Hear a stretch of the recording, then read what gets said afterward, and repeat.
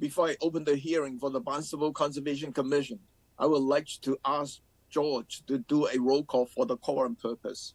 Abadili. Present. Foster. Present. Gilmore present. Kern. Present. Lee. Present. Cagney. Present. Zampu is absent today.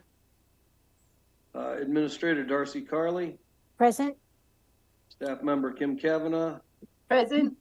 Agent Ed Hoops. Present. We have a quorum. The floor is yours, Mr. Chairman. Thank you.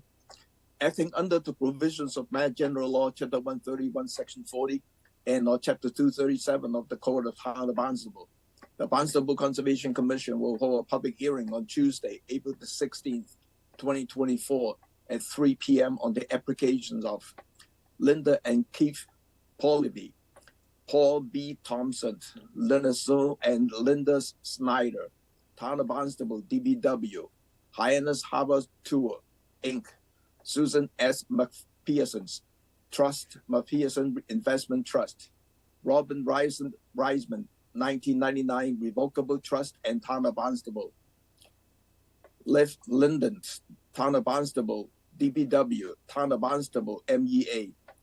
The hearing will be held remotely as televised on the Town of Barnstable's Government Access Channel.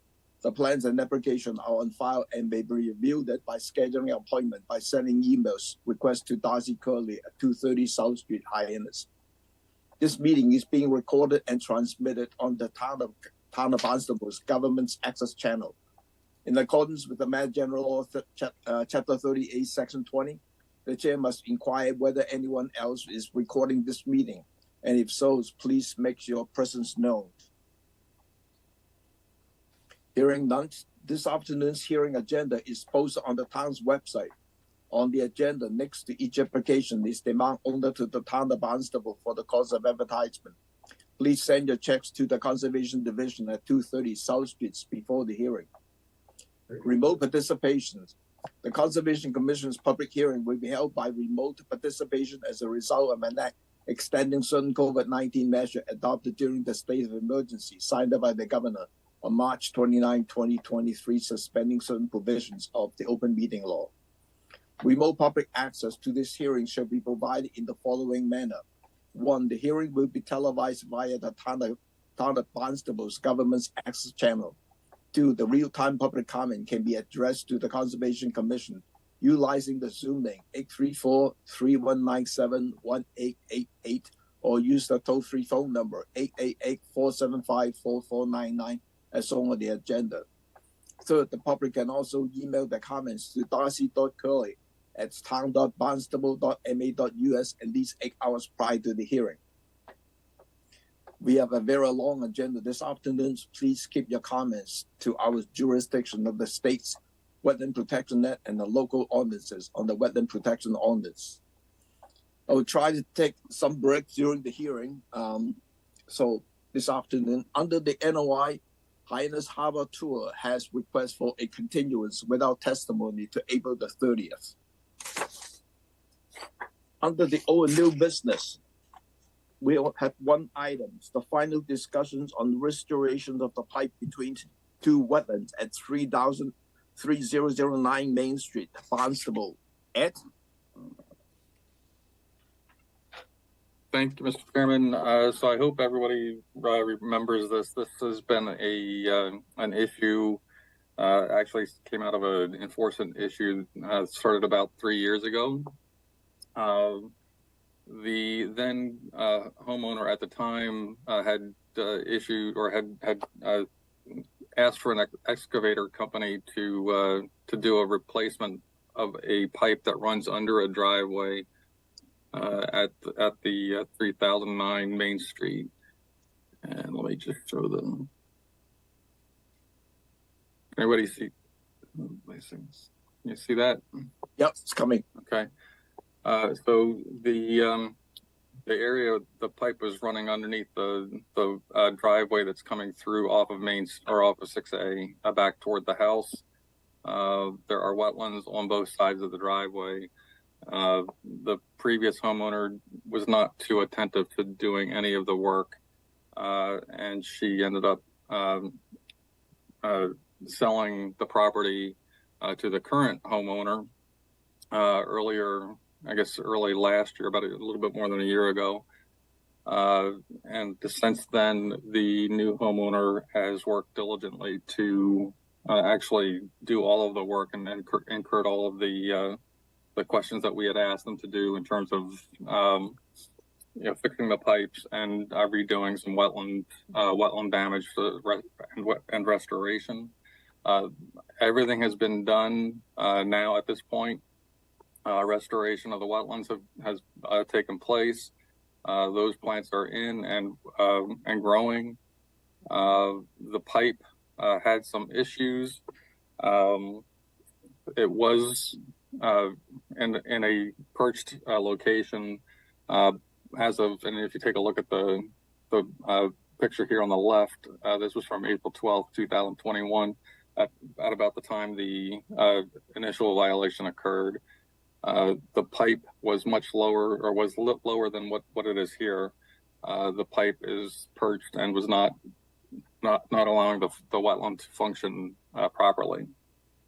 The enforcement order had asked that they replace the pipe back to original standards. We only have one very old filing that was agreed on upon as the elevation, the inward elevation. However, we don't know exactly where the pipe was when it was, at what elevation the pipe was installed. So moving forward now, the current homeowner had a contractor work toward replacing the pipe as it should have been. There were some issues initially. The pipe has now been placed, but as it was being placed, there was an issue with the water line.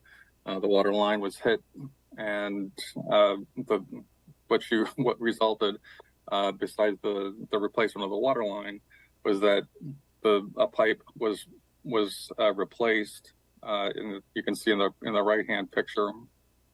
This is the pipe as it exists today. The pipe is clearly lower than what the perched situation was back at the time of the violation.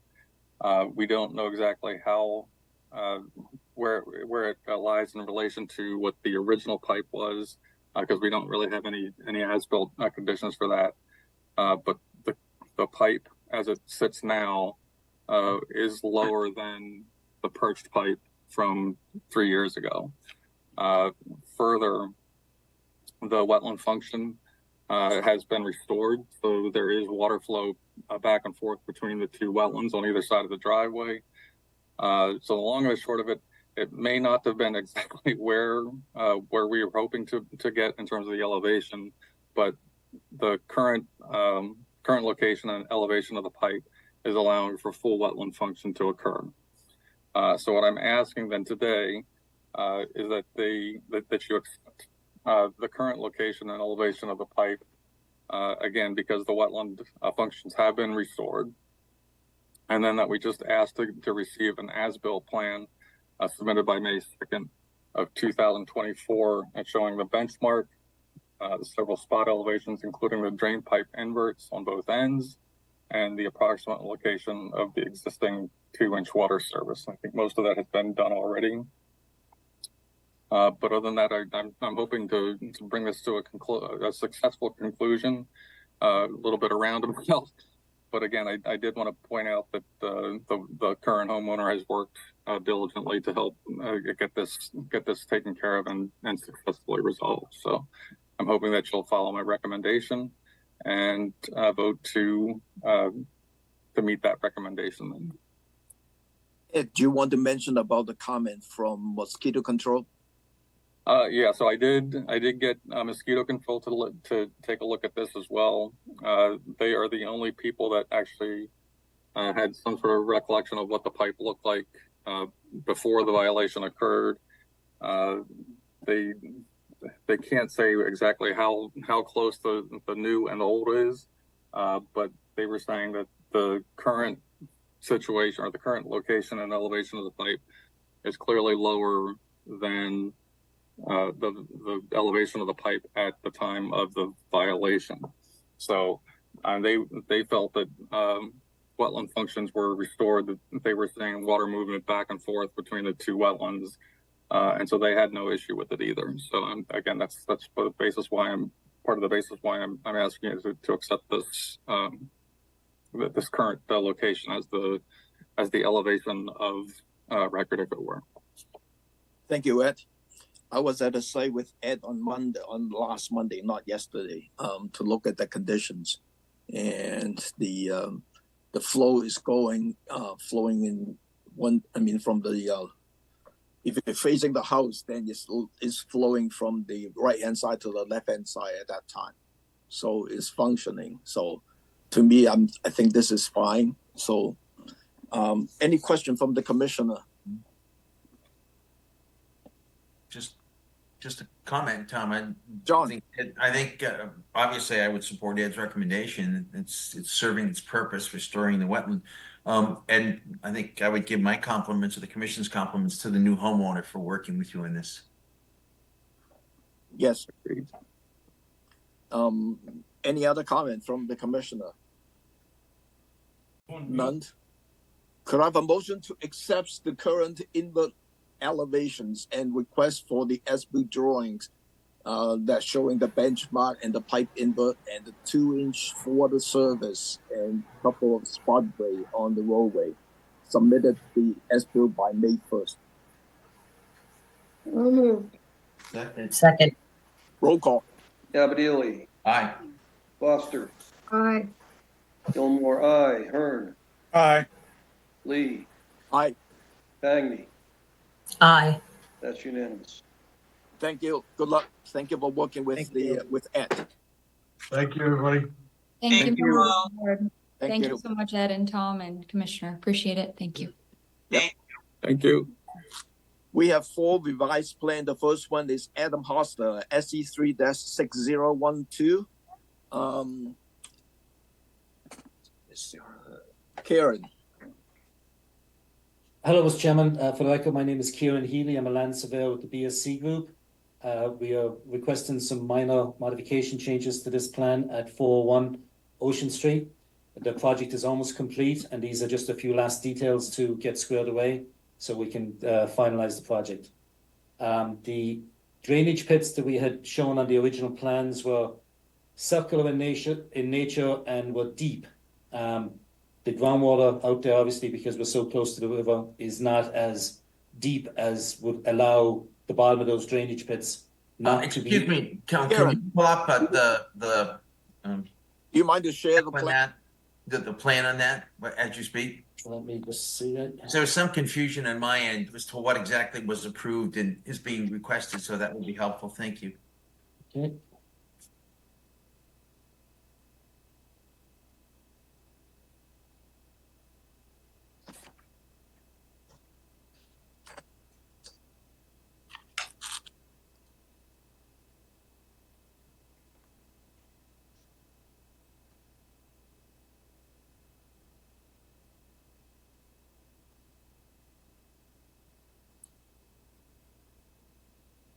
Are you sharing?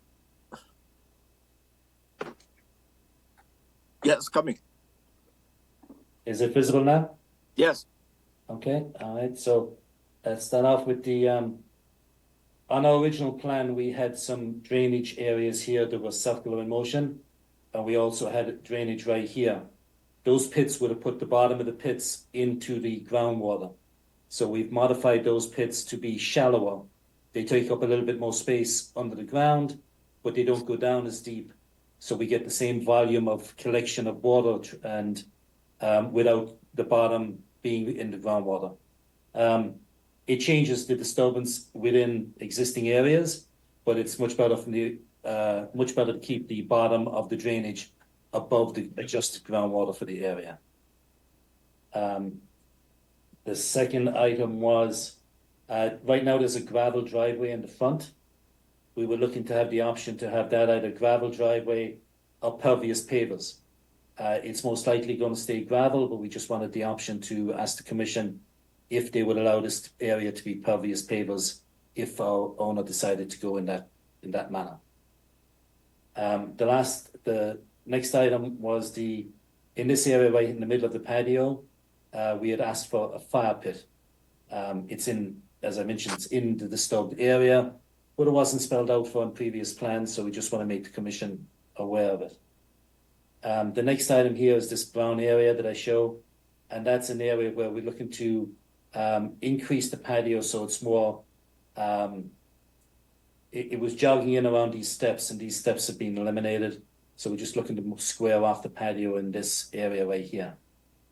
And then the last item is that when we did our original survey out here, it was extremely dense. We located this gate in this spot right here, but we didn't see this existing platform that was covered by brush at the time. So we're just looking to ask for that to remain in this area. And as I mentioned, we did show the gate earlier. We just didn't see this. It's extremely low. And if you're 5 feet away from it, you can't see it. So we're just looking to leave that as it is in that location. That's it. Those are they're all changes, but they're all minor. So Kieran, the first quick question though is on the leaching pit that you have proposed right now with the low profile. How the bottom of the lower pit, how far are they from the groundwater level? Approximately 2 feet. 2 feet difference, right? Yeah. Okay. Question from the commissioner.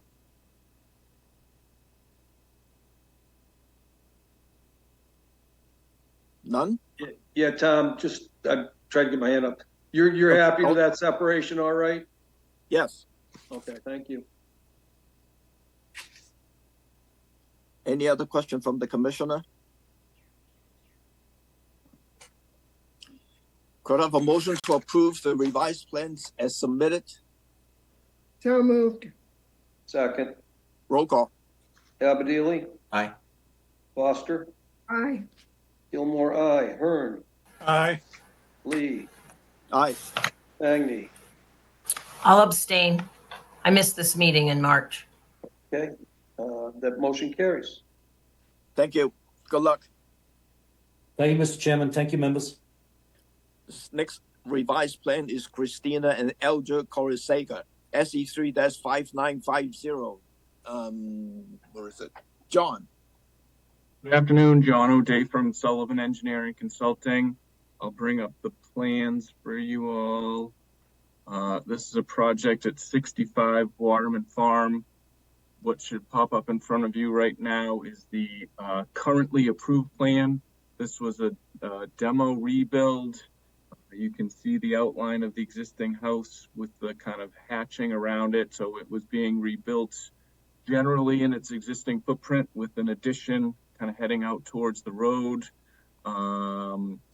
to offset some of the square footage and be an overall improvement. There was some driveway within the 50-foot buffer that was being eliminated.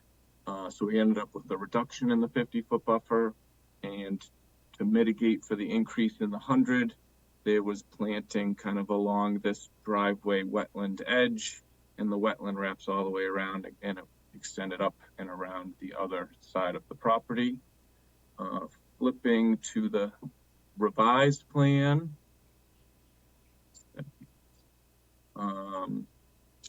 So very, very similar, except we are not going the route of demolition anymore. That they have decided to just kind of renovate the house, but still have sort of a similarly sized addition on the street side of it. It's actually probably a much smaller addition and then some porch, so it makes it close in size. We have still pulled back the driveway some, so we are still a reduction in the 50-foot buffer, and we are still making up for the increase in the 100 by providing mitigation along the edges of the wetland. And I think with that, I'd be happy to answer any questions. Thank you, John.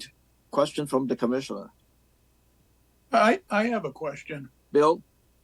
Yeah, it says that there's more limited restoration, quote unquote, and it says increase the separation of the driveway within the 50-foot buffer. And it was really unclear to me where the actual change is. What, in terms of mitigation or restoration or what have you, what is the actual Where are the changes?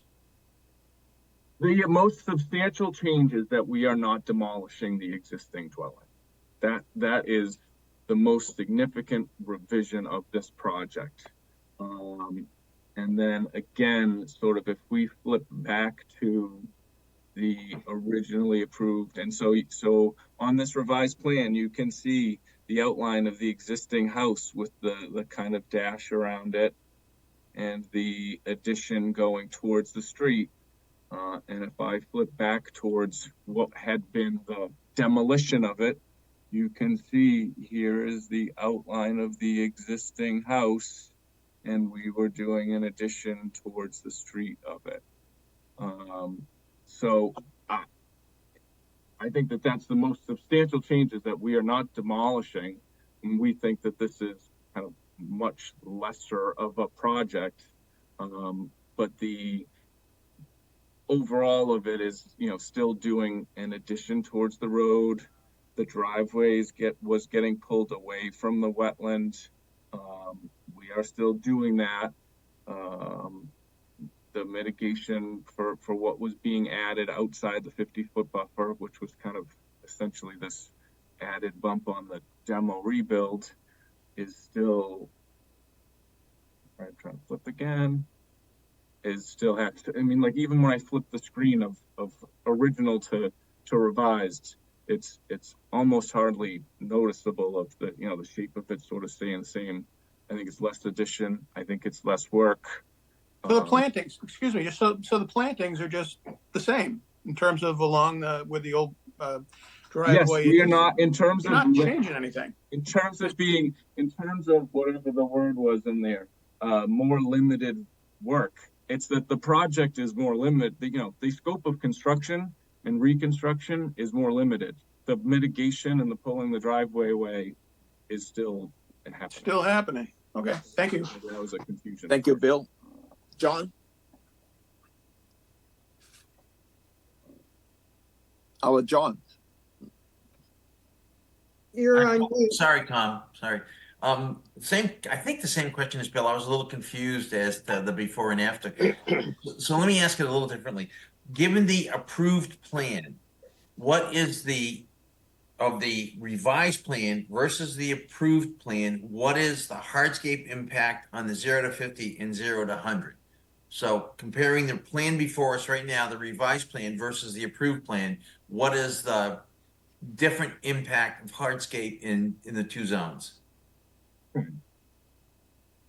The approved plan had a reduction of hardscape within the 50-foot buffer of 486 square feet. The revised plan has a reduction in the 50-foot buffer of 258 square feet.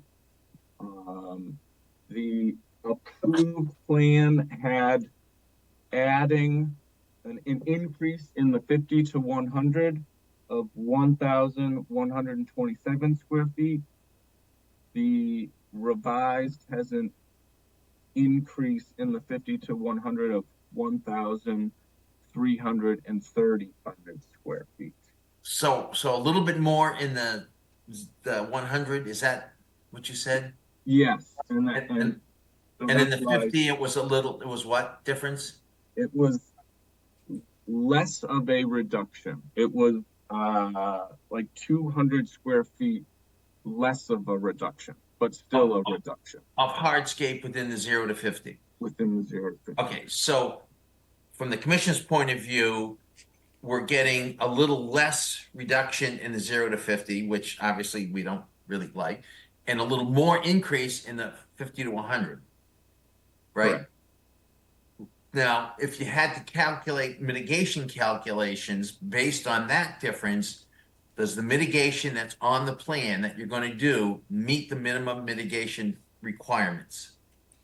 It does. We needed, because we are more in the 50 to 100 and less of a reduction, we needed about 1,500 additional square feet of mitigation. And so we did bump out, further, maybe in this area. We wrapped it more around here, but we have met the mitigation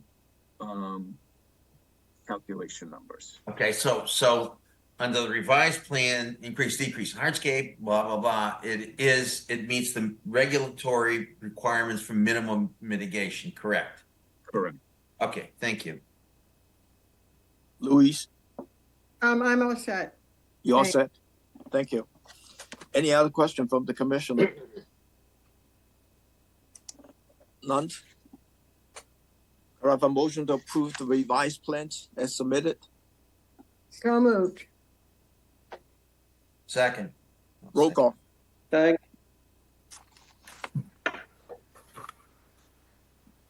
Joe, Tangney, is that what you yes, Tangy, said? Yep. Reluctant, aye.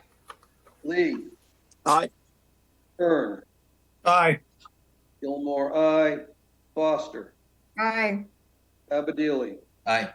That's unanimous. Thank you. Thank you. The next revised plan is Craig and Maria Cornwall, SE 3-4882. John, Good afternoon, John O'Day from Sullivan Engineering Consulting, staying on Waterman Farm Road. This was a new development, a new single-family dwelling, and accessories.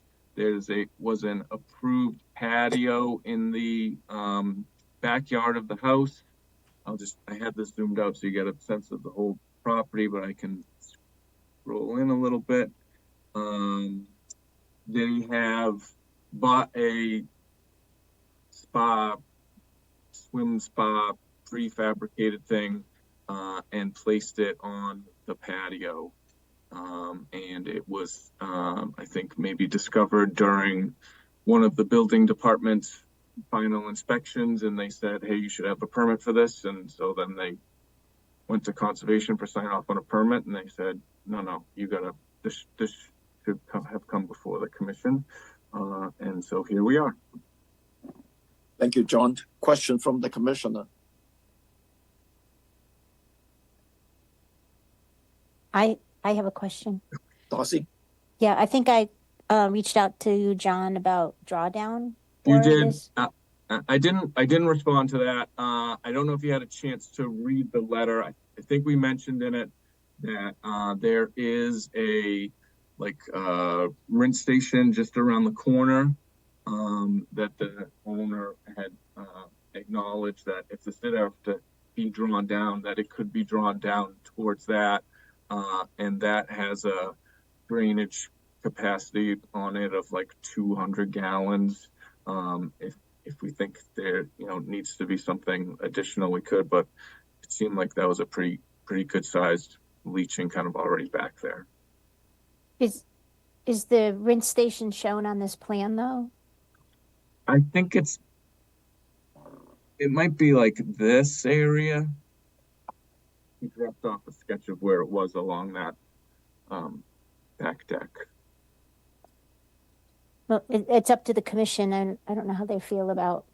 I think if you're going to be doing that, then in my opinion, the rinse station should be labeled, and that it was going to be drained in that direction, so we have it clear understanding. Yes. But we could certainly revise the plan to note both of those things. Yeah, you should provide a revised plan showing the wash stations and then the drain pits, so that we know that there is one on site right now. Any other comments from the commissioner? I have one. Hi, Bill.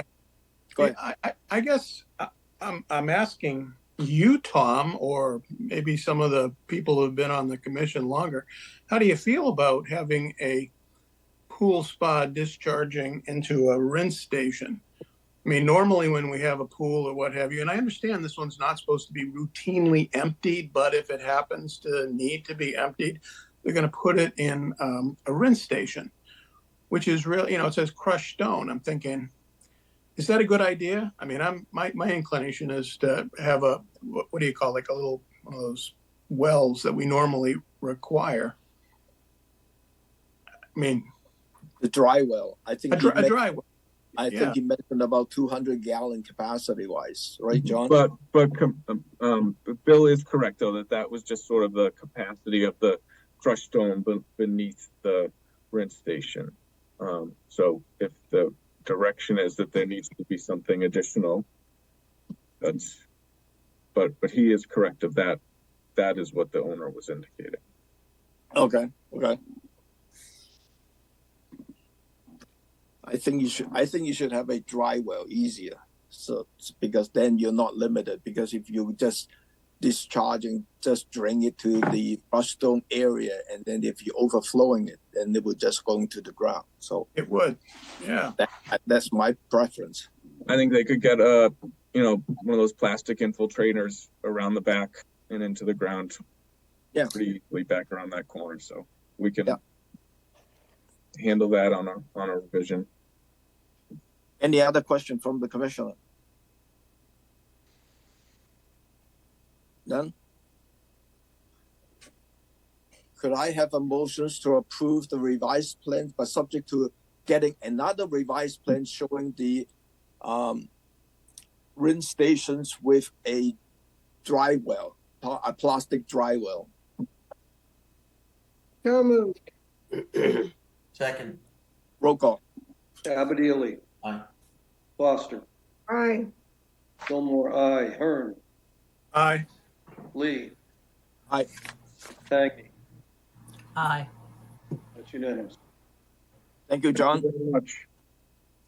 The last revised plan is Joshua Garvey at SE 3-5704 hearing. Chris Childs is going to present this one.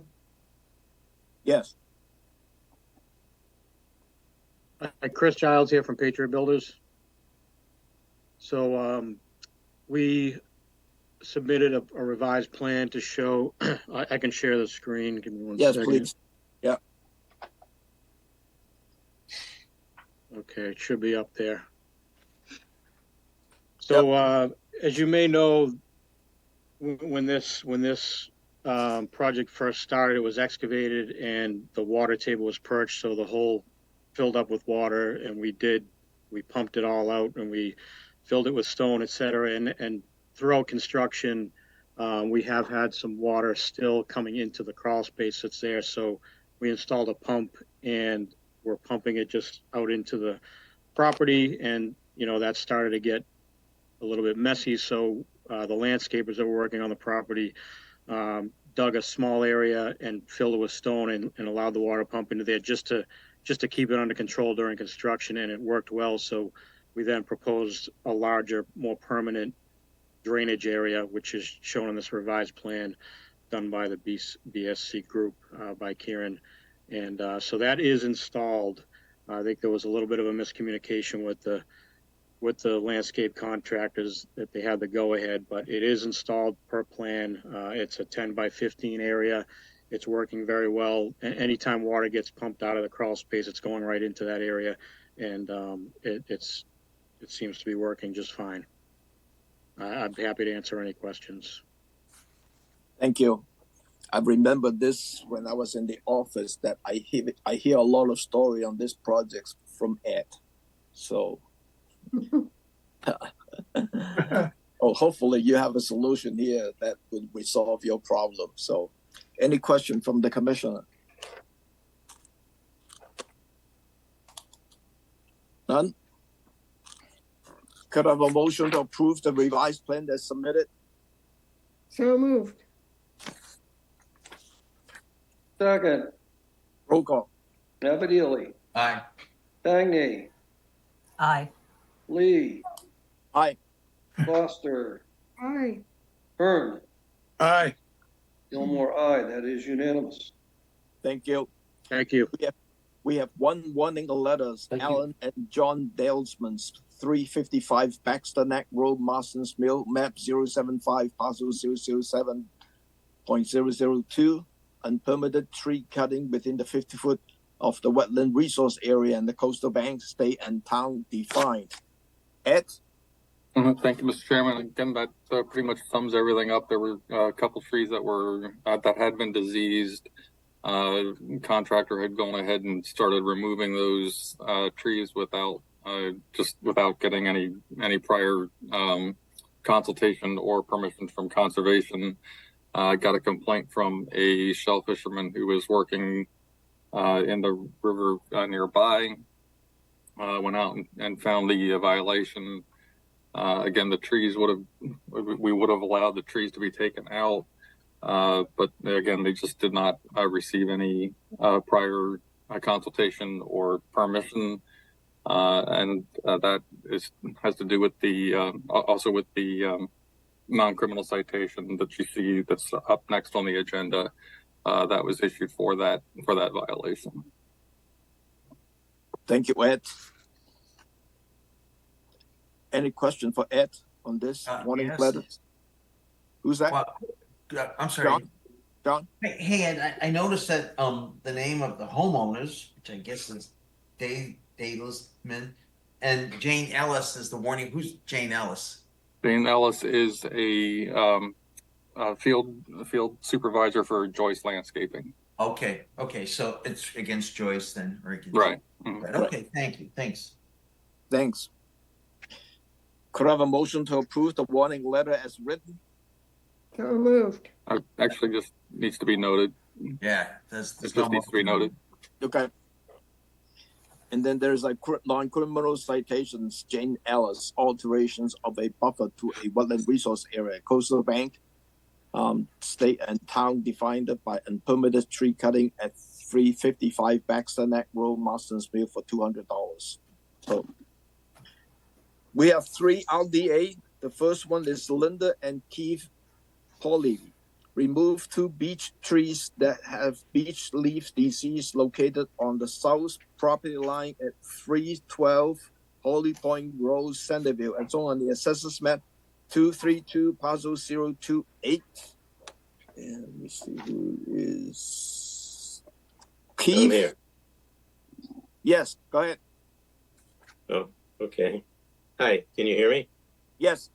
Okay, so I filed this because I have 2 beech trees on the south side, which have beech leaf disease, which is a progressive disease. It causes deterioration in the trees and weakened structures and then death. It's currently, I guess, spreading rapidly across the Northeast and also the Cape. Bartlett Tree came out end of last summer, evaluated the trees, and he told me that not only do I have the beech leaf disease, I have the beech bark disease, which is a fungus, and there are splits in the trees, and then the insects and form holes, and it gets in, and it leads to weakening of the structures. So the tree that's on the property line leans over the neighbor's roof and has decay at the connection of the 2 main trunks where the stems meet. And then there's another tree approximately 20 feet away, maybe 15 feet away on the patio that had the banding and the characteristic leaf curling, is leaning 15, maybe 20 degrees towards the fence of the neighbor's side and a little bit near the shed. And the bricks have started lifting on one corner of the tree, indicating that it's moving. And he also said that 15 feet up from the base of the tree is where the 2 trunks split, and there's a moderate void with decay in the middle. So he thinks that the trees are weak, they have the disease, and he thinks they should be removed. He uses climbers. He doesn't like climbers going up on really weak trees, so he's concerned about that as well. I'll mention one other thing. In December, I received a 48% increase in my home insurance. So it took a while to find a company, but one came. They did a comprehensive inspection of the house inside and out, took pictures of all the water lines. Anyway, they noted that these trees were over the neighbor's roof, and that since I know they're diseased, I'd be liable for any damage to my property or the neighbor's property if they fell over. Therefore, due to the disease, the structural issues, the branches that drop, and limiting my liability exposure, they've recommended to me that they be removed. So that's what I'm asking for. Thank you. Both documentation are in the file. Bill?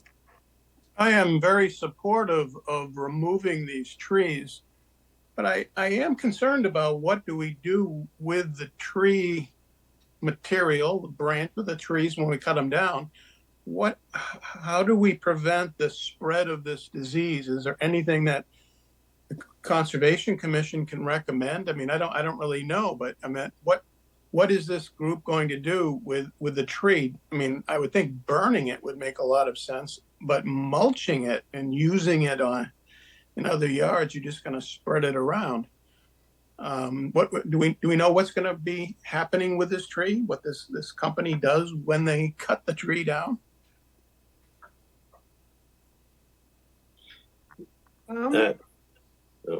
Louise?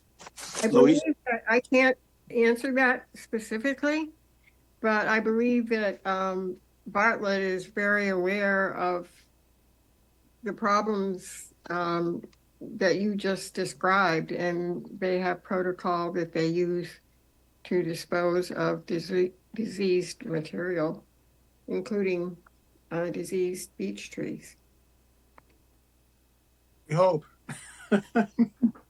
And didn't we have a beech tree removal proposal just a short while ago? In fact, you quoted your daughter who's so I think we've kind of dealt with this before. I mean, this issue before. But it wasn't really ever made clear, what really does happen with these materials. I mean, I think we had referred to the extension service or something, but I don't know. I hope Bartlett knows what to do with it. Ken, do you know when you're talking to the contractor, do they indicate how are they going to process the trees when they cut it down? I think Bartlett told me that he didn't think it was an issue. They don't chip it up. I know that some companies take it up to Maine and they use it to burn in the factories up there. And so they take them up and get rid of it. But I don't know. He told me it wasn't a problem. He doesn't plan to chip it, but I don't know where they take it. Maybe they sell it. I guess once the worm is dead, it's dead. Right. My memory is kind of the same as Louise's. I remember, Louise, the conversation about it. I don't remember what they said, but I think it was Bartlett in particular that talked about what their procedure is to remove it. Right. But what I'm thinking though is whether when they talk to Bartlett, can they give us some information as how to handle the trees that they cut down? Just for information. It's not a requirement. Yeah, right. I can ask. I can get it. Sure. Yeah. Thank you, Angela. Yeah, and I was just to follow up, Bill, I guess the other question is just, do we have a protocol for this? So we don't have anything in our bylaws on what to do with these trees or any kind of No, we don't. order of conditions when people are getting rid of diseased trees. That's something to think about. Okay. Well, that's why I'm asking for the information so we know how are they going to handle with those trees when they cut down and so forth. So, any other question from the commissioner? Could I have a motion to approve this project as a negative? We need public comment on this, Tom? What? Oh, sorry. Public comment? Channel 18, any public comment on this one?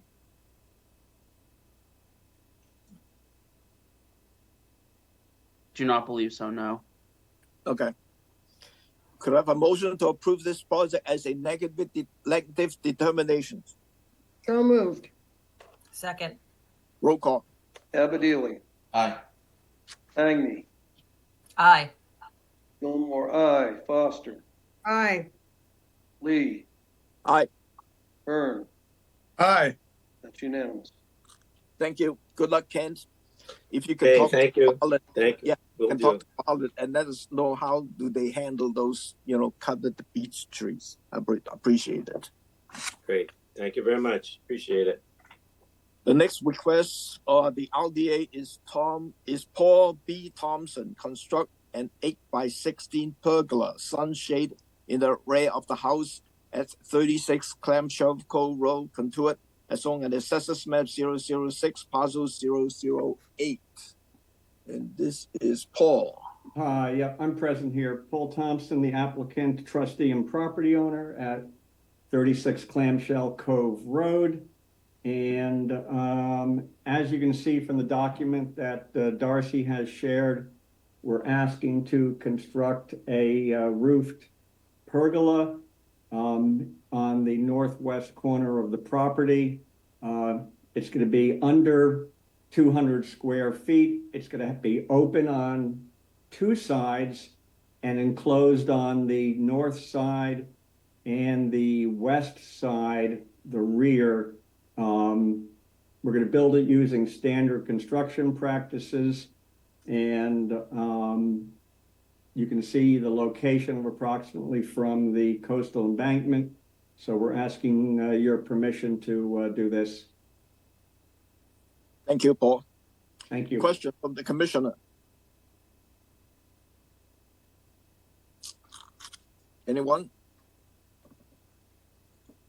None. Channel 18, any public comment on this? None at this time, no. Could I have a motion to approve this project as a negative determination? So moved. Second. Second. Roll call. Dangy, Aye. Lee, Aye. Hearn, Aye. Gilmore, aye. Foster, Aye. Abadili. Aye. That's unanimous. Thank you. Good luck. Okay, thank you, commissioners. Have a nice afternoon. Yep. The third LDA is Leonard's son and Lynda Snyder proposed Vista pruning at 360 North Bay Road, Osterville, as shown on the assessors map 072, parcel 003. Sean? Yes, good afternoon. Sean Riley with Ty and Bond. I apologize for the late turnaround on the most recent plans that were passed around to you. We submitted the previous set had a lot more vista pruning. We got comments back from staff, and we had discussions with the client, and the client heeded Darcy's concerns about selecting a view corridor and sticking with that corridor. So what we've done is we revised the plans to significantly reduce the pruning of the trees and really just selected one view corridor. Can you see my screen? Yes. So really, this would be the view corridor to take out the lower branches within this corridor, which is reflected on the revised plan. The other areas that we were previously proposing trimming, we've reduced down to just removing broken limbs. There's two on this one tree here and they're also shown on the plan in area 3. There's 2 limbs on that one tree, and then there's 2 more broken limbs on area 2. One here, that you can see, and another one here. This, the last piece is this pine tree, scrub pine tree, that has the top half of the tree broken. It's just hanging now. There isn't much left of the tree. We have Steve Haywood from Bartlett online. He's gone out to the site and evaluated these trees. He'll be in charge of doing the work for the pruning as well as the limb cutting and the tree removal should the RDA be approved. With that, I'll open it up to any questions you may have. Thank you. Question from the commissioner.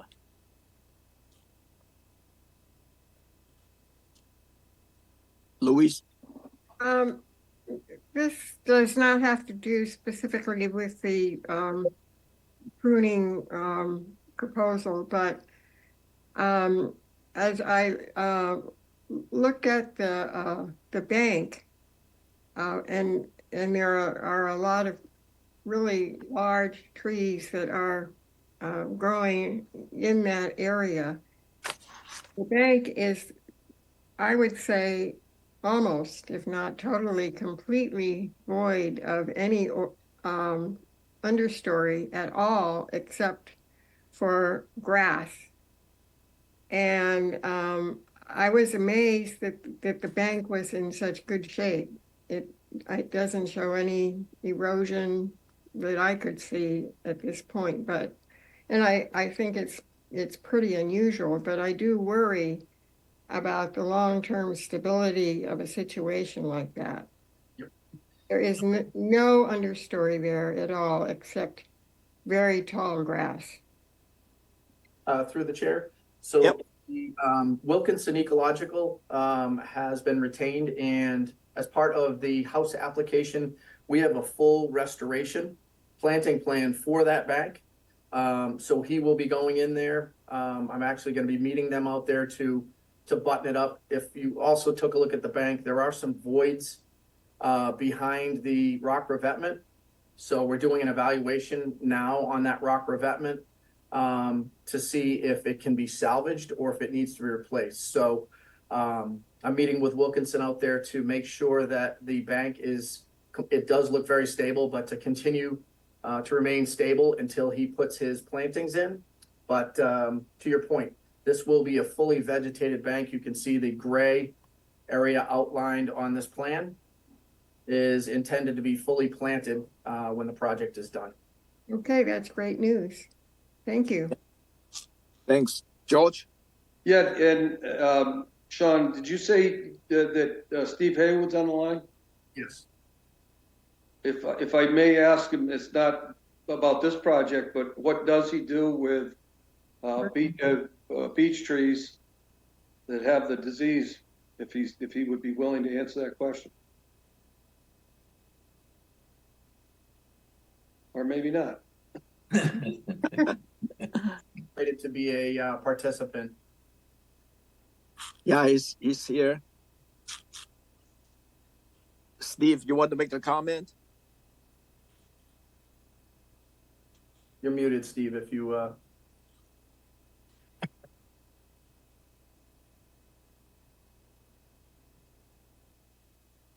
Where is he? I don't see him. No, I see him, and his mic is open. So, well, if not, we'll get back to him. Yeah.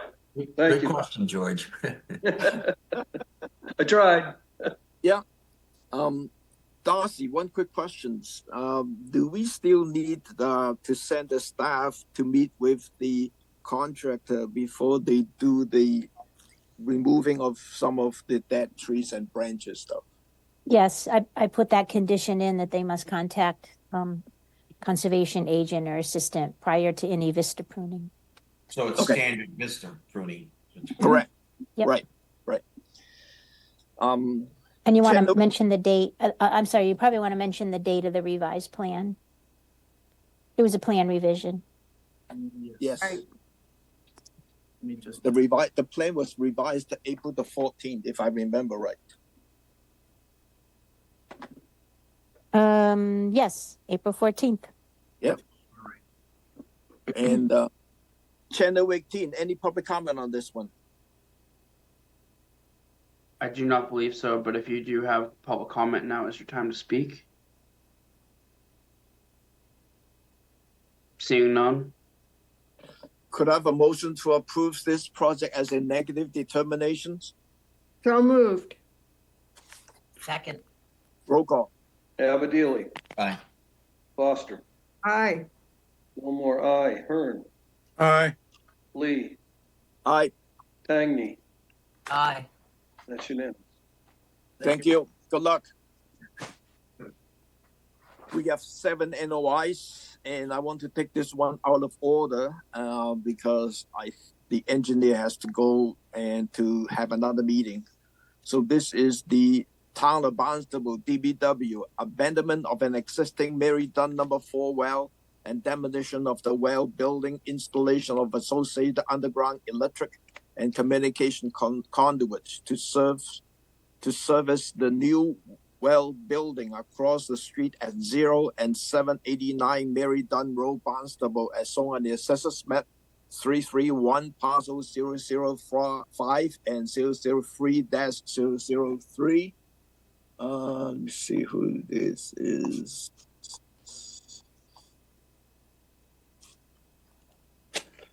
Mike? Hey, Tom. Actually, it's oh, hi, Mike. Sorry, go ahead.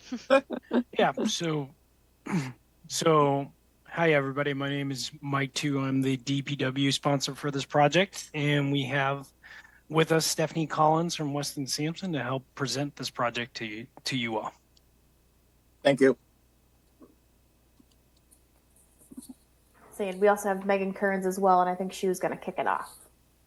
Yep. So good evening. My name's Megan Kearns. I'm a wetland scientist with Weston and Sampson, and I'm just going to go ahead and share my screen just to walk you through a few things. Can you all see my screen? Yes. Excellent. So the existing Mary Dunn 4 well, which is scheduled for abandonment, has remained inactive for several years, and its water exhibits high levels of iron. The purpose of this project is to replace this well with a satellite well across the road. So the work is proposed within the 100-foot buffer zone. It's limited to the demolition of the existing well building, the abandonment of the existing well, and the installation of some associated underground electric and communication conduit to service the new well building. So as you can see here, I've highlighted a couple things just to point out. The yellow line is the 100-foot buffer zone. The orange line is the 50-foot buffer zone. And the resource area on site is Little Israel Pond, which is shown off screen here. But the existing well building I highlighted in pink just to show it is within the 50-foot buffer zone, as well as the 100-foot buffer zone. All other work with the construction of the new building, access, and other ancillary features is located across the street over here, and that is outside of the 100-foot buffer zone. So this project was previously permitted and received an order of conditions from the Barnstable Conservation Commission back in 2019 in October. The project was originally planned for construction a few years ago, but was put on hold, and the order of conditions has since expired. So the town is submitting this new notice of intent. The project scope, limits of work, and impacts remain unchanged from that previous work. So just wanted to highlight that.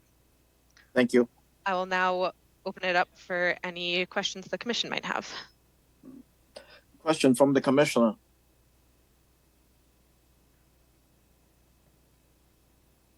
Tom? Yes, go ahead. John? I'm sorry, I had trouble unmuting. Just for my information, that well was abandoned due to high iron. Was that also that PFAS, whatever it is, in there as well? Stephanie, do you happen to know the answer to that question? I know it was because it was due to influence from the surface water from Little Israel Pond, and with the high iron content, I don't believe there was any hits for PFAS in that area, no. Okay, all right, good. All right, thank you. Any other questions from the commissioner? I do, Tom. Excuse me. Darcy. Thank you, Tom. Megan, can you respond to, did we hear back from the issue about the NHESP? I know you wrote to them a review. We received a comment from DEP asking if a copy was submitted to Natural Heritage. This project is located only in a priority habitat, not estimated habitat, which is what the Wetlands Protection Act regulates. Okay. But we did submit to Natural Heritage back with the original filing in 2019, and we do have a determination for the project that doesn't expire until early next year, I believe, or the year after. But that determination is still valid. Okay, all right. Yeah, so I was just reading the comments that came in under the DEP SE3 number. So I don't know if, Tom, you want to No, I saw that. I mentioned all that, and then the Western and Sampson also has a response letter dated April the 9th. Okay. Mentioning about that this project. This project previously filed with the project review checklist under the Massachusetts Endangered Species Act and received a conditional no-take determinations from the NHSP for the work in this area. So, any other question from the commissioner? None. Channel 18, any public comment on this one?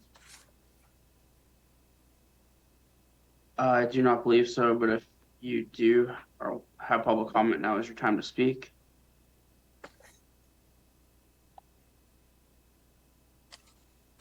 Hearing none. Could I have a motion to approve this project as submitted? So moved. Second. Second. Roll call. Abadili, Aye. Hangney, Aye. Lee, Aye. Foster, Aye. Gilmore, aye, Hearn. Aye. That's unanimous. Thank you. Good luck, Mike. Thank you very much. Yeah. Thank you, Tom. And Megan. Thank you, everybody. Thank you. The next NOI is the Town of Barnstable DPW construction of a parking area to provide access to the proposed Phase 3 of the Cape Cod Rail Trail shared used path, consisting of new 13 space paved parking area with associated access path, gates, granite curbing, wooden rails, and new stormwater management feature at 0 Mary Dunn Road, Barnstable, as shown on the Assessors Map 247, Parcel 002-001. Paul? Thank you, Mr. Chairman and members of the commission. My name is Paul Graves. I work for the Town of Barnstable Department of Public Works, and our consultant, VHB, specifically Stephen Rhodes and Dan Canada, will be presenting this NOI application. Thank you. Dan? Sure, yes. Is it possible for me to share my screen now? Yes, please. Okay.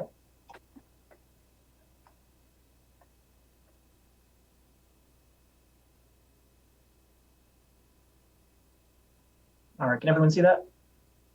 Yes. Great. All right, so thank you everyone for hearing us this afternoon. My name is Dan Canada. I'm an environmental scientist at VHB. Again, here to talk about the parking area for Phase 3 of the Cape Cod Rail Trail, proposed as part of the MassDOT Transportation Improvement Program, as part of Project 607398. To give a little context of the overall trail project, Phase 3 is going to serve as a connection between Yarmouth and Barnstable, be approximately 4 miles in length. The area we're focusing on today is shown in the approximate area in red on the screen there. This is just the limits, really the limits of work and access for the proposed parking area. That's the only area that falls within jurisdiction along the corridor. Hey, Dan, I think you need to advance the slides. Yeah. Oh, is it not? Yeah. Sorry about that.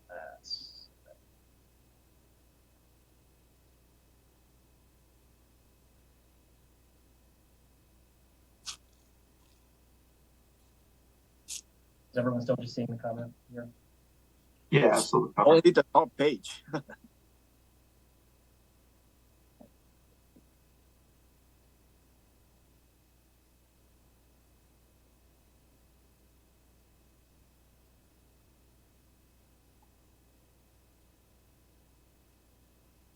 Are you trying to full screen it?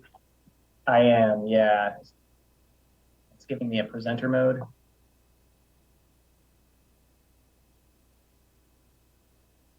Try hitting in the bottom right of the screen next to like the yeah, pull it back up.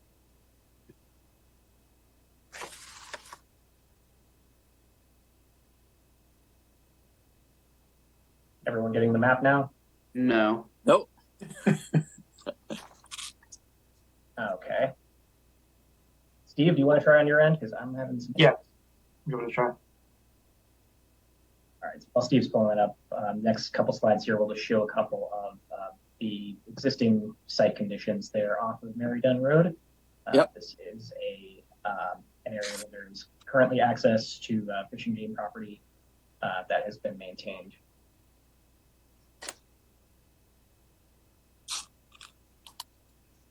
Okay, how's this for the site itself? I can see it. I can see something. Yep. We see it. Great. All right. You've got the magic touch. All right, so if we just scroll to the next couple slides here. Again, this is the access off M.E.A Road as it currently stands. And the gravel access road that is within this area here, there's an existing gate right down. You can see towards the middle, pipe brown gate, the area, the site of work. And just to give a little context of the resource areas in the area, there's this work's proposed in the 100-foot buffer zone. There's no work within 50 feet of Israel Pond or associated bordering vegetated wetland. The parking lot areas there are shown as it would connect to the proposed trail extension. Steve, would you like to go into some of the details of the actual proposed work? Sure. So this is a brand new pavement surface that will be constructed to create the 13 space parking lot. It's going to serve as the current western endpoint of this phase of the extension of the rail trail. It'll also serve as a kind of midway point parking lot for the future work that we are pursuing with the town to extend the rail trail even further west from here. So it'll not be the terminal end for very long. As Dan mentioned, the path itself ends at the parking lot, and there are some stormwater features that we're proposing as part of this past construction to handle the runoff from the lot. All the water is going to drain to the catch basin near the entrance here, and it'll then be piped underground to a stormwater quality unit, which will then feed into a series of 3 leaching basins where the runoff can infiltrate on site. There's also an emergency overflow to a flare-in section in the stone area shown just off the edge of the leaching basin location. We're also reconnecting.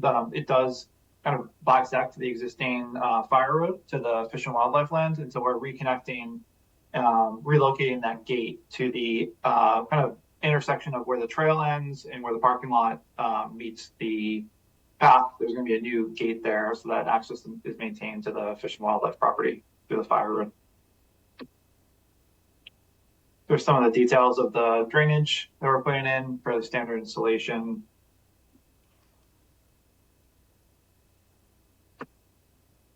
And then we are proposing some plantings to go in to supplement some of the trees that will be cleared to create the space for the parking area. There's some white pines and some shad trees coming in. And I will turn it back over to Dan to go over the regulatory points. Thanks, Steve. As we were saying there, the work is only really required in the 100-foot buffer zone to bank and bordering vegetated wetland.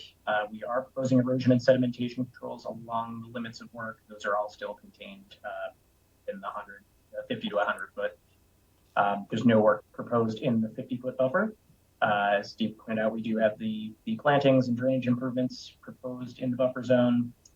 This is also another project that intersects with estimated habitat of rare species. We see follow-up from Natural Heritage that this may determine that this project will not adversely affect the habitat value of the stateless species located or potentially located on site. And with that, I think we would turn things over to the Commission for questions. Thank you, Dan. Question from the Commissioner.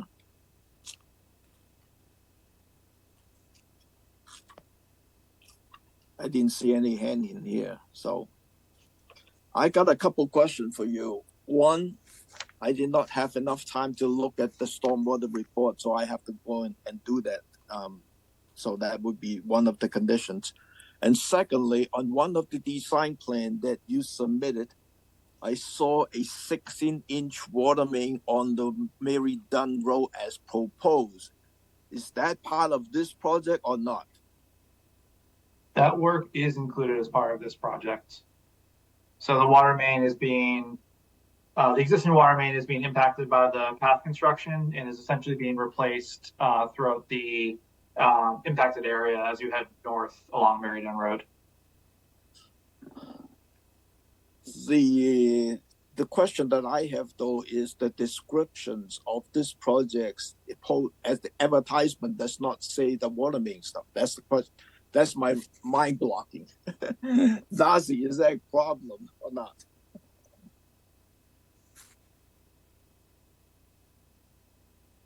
I think that's a question for like DPW. I don't know whether these were any that I had okayed because they were already just under existing pavement. So these are water mains under existing pavement or new pavement, new disturbance. I think they're new water mains, if I remember, if I think I'm reading the drawing right. Correct. Yeah, we're abandoning the existing 16-inch main here. I've got to pull up a different plan because this is the draft full plan set, and the water main itself is frozen. But in general, the water main replacement runs through the woods under the path and ties into the existing water main above this area. This is about the extent of the water main work here in red. Right. And where does it fall within the jurisdiction? It's within the 50, 0 to 50 or 50 and 100? I think it's outside of the jurisdiction. No, sorry. Might be in the 100 part of it. I think it may be 100. I think under the roadway, where it ties in under the Mary Dunn Road pavement, it might be within the 100-foot buffer zone there. Well, if the section is under the pavement in the 100-foot buffer, I don't have a problem with it. Okay.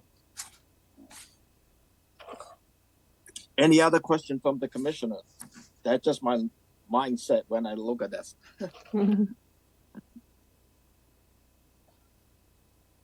None?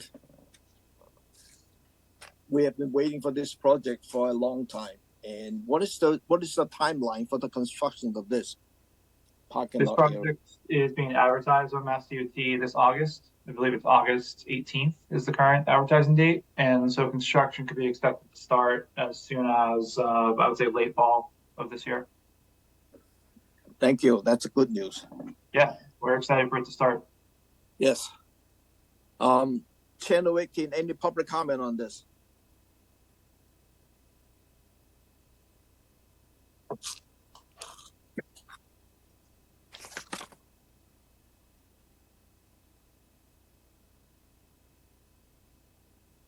Channel 18.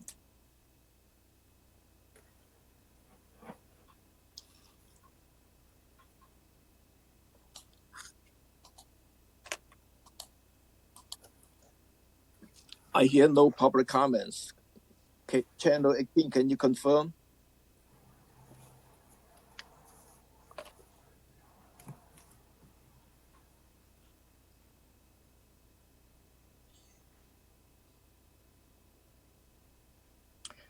Well, hearing none, without any public comment on this one, could I have a motion to approve this project subject to review of the stormwater report by the chair? So moved. Second? Second. Roll call. Abadili, Aye. Foster, Aye. Gilmore, aye. Hearn, Aye. Lee, Aye. Hangy. Aye. That's unanimous. Thank you. Good luck. Thank you. Thank you. Yep. Thanks, Paul. Thank you. The next NOI is Hyannis Harbor Tour Inc. to permit emergency dredging and future maintenance dredging at 220 Ocean Street, Hyannis, Massachusetts, as shown in Assessors Map 326, Parcel 069, 070, and 071-001. The applicants had requests for a continuance without testimony to April the 30th. Could I have a motion to continue these applications to April 30th without testimony? So moved. Second. Roll call. Abadili, Aye. Foster, Aye. Gilmore, aye. Hearn, Aye. Lee, Aye. Tangney. Aye. That's unanimous. Thank you. Channel 18, are you here?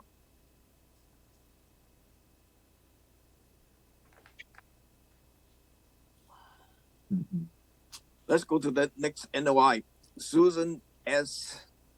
McPherson's trustee, McPherson Investment Trust, proposed management of invasive, non-native, aggressive species and restorations of natives planting communities at 41 Hawthorne Avenue, Hyannis, Arizona, Assessors Maps 286, Parcel 002. And this is John. I'm here. Good afternoon, John O'Day from Sullivan Engineering Consulting. Also here this afternoon in the meeting is Ian Peach from Wilkinson Ecological. Ian, would you like me to pull up the plan, or do you want to pull it up? Whatever. Oh, I don't mind pulling it up. That would be fine. Thank you, John.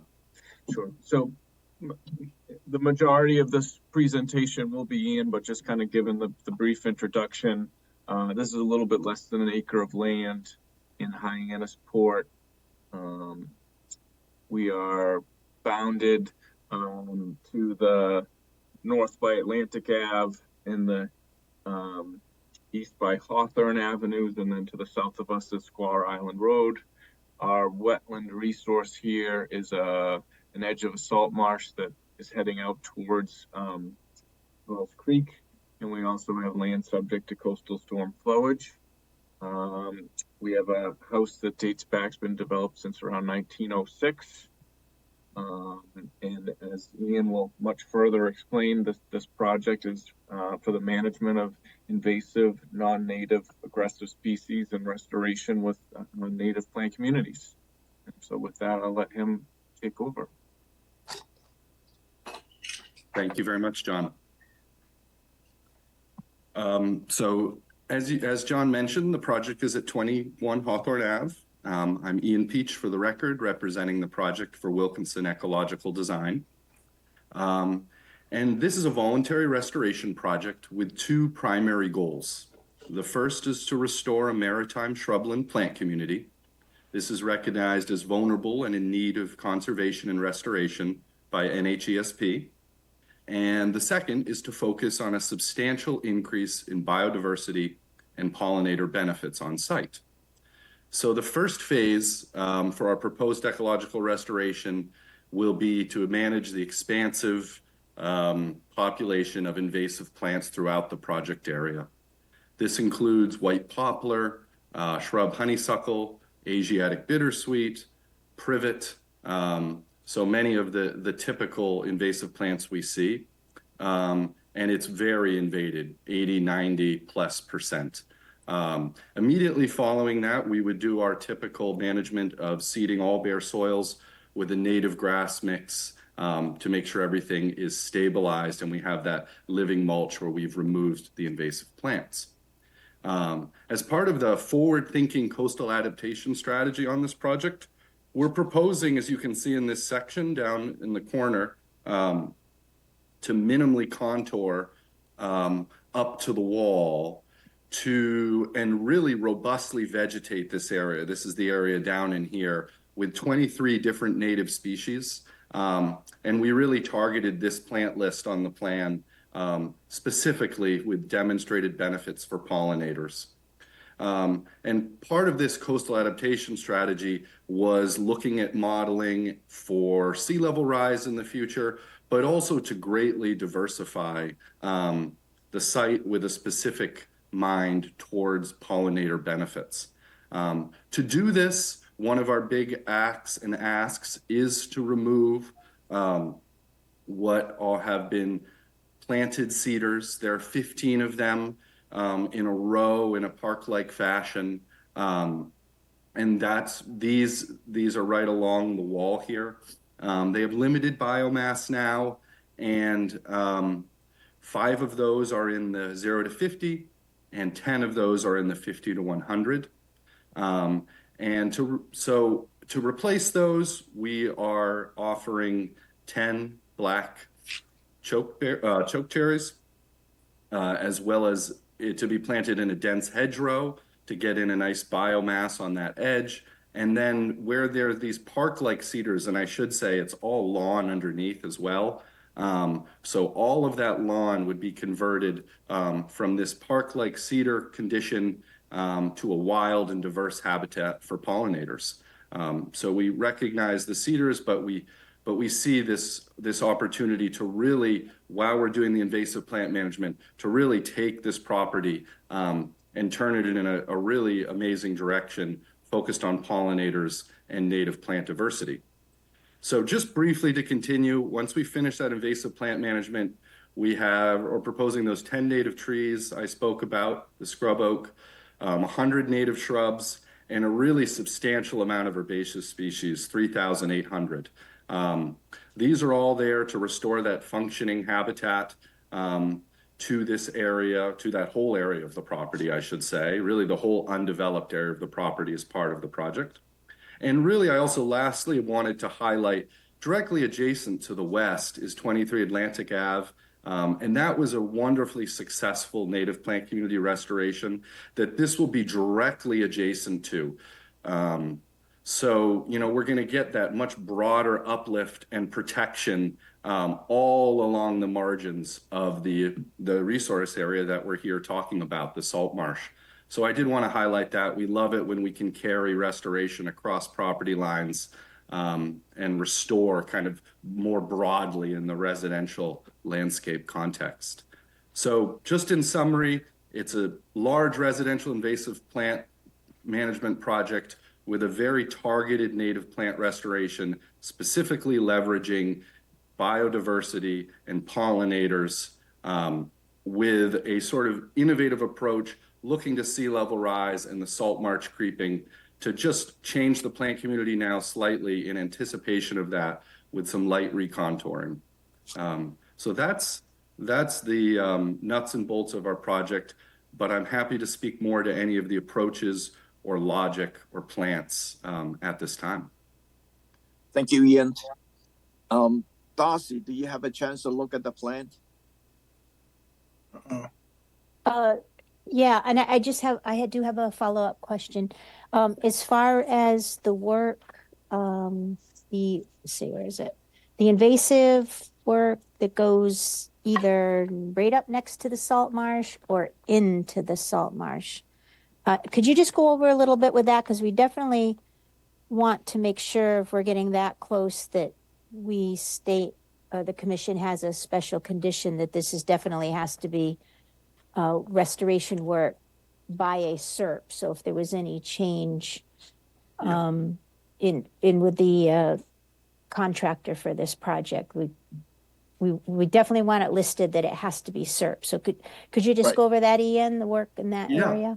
Okay. Absolutely. So it's an area we've kind of grayed out. It is the margin of the salt marsh. It's much more minimally invaded, and we've called it out as such, I believe, in our plan, where it really does have that existing Bacchus, high marsh, Iva margin to the salt marsh. So it's mostly a nice intact transition of high marsh native plant species. And in that area, as is articulated in our land management plan, it would be handwork, going in there, just chasing out any of those invasive plants that are surrounding that whole margin.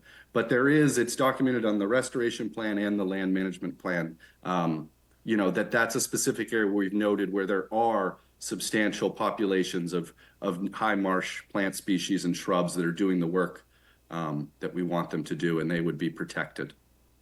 Okay. And then I just had one other question. I'm sorry, we had so many applications, I didn't find where this part was, but could you clarify exactly what parts on the management plan that you would like to have as a ongoing special condition that would continue on under a certificate of compliance? So the commission would be very clear if you're asking for that and what they would be voting on. Thank you. Yes, we value with all invasive plant management the ability to have the ongoing maintenance, and especially with a population of this degree and these species. So on our restoration plan, we have 12,100 square feet is technically where I would say it's the fully invaded area of the property. The areas around the stone wall with the minor recontouring And the cedars, you know, that has, I'd say, some potential to have continued incursion by invasive plants, but the simplest way might just to be called the entire restoration project area of 15,000 square feet with the ability to do that ongoing invasive plant management. I'd hate to leave a margin and then for some reason somebody doesn't touch it and that becomes the problem area. Thank you, Ian.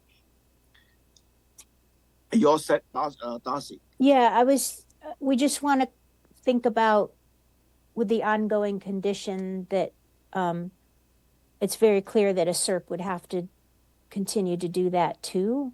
Right.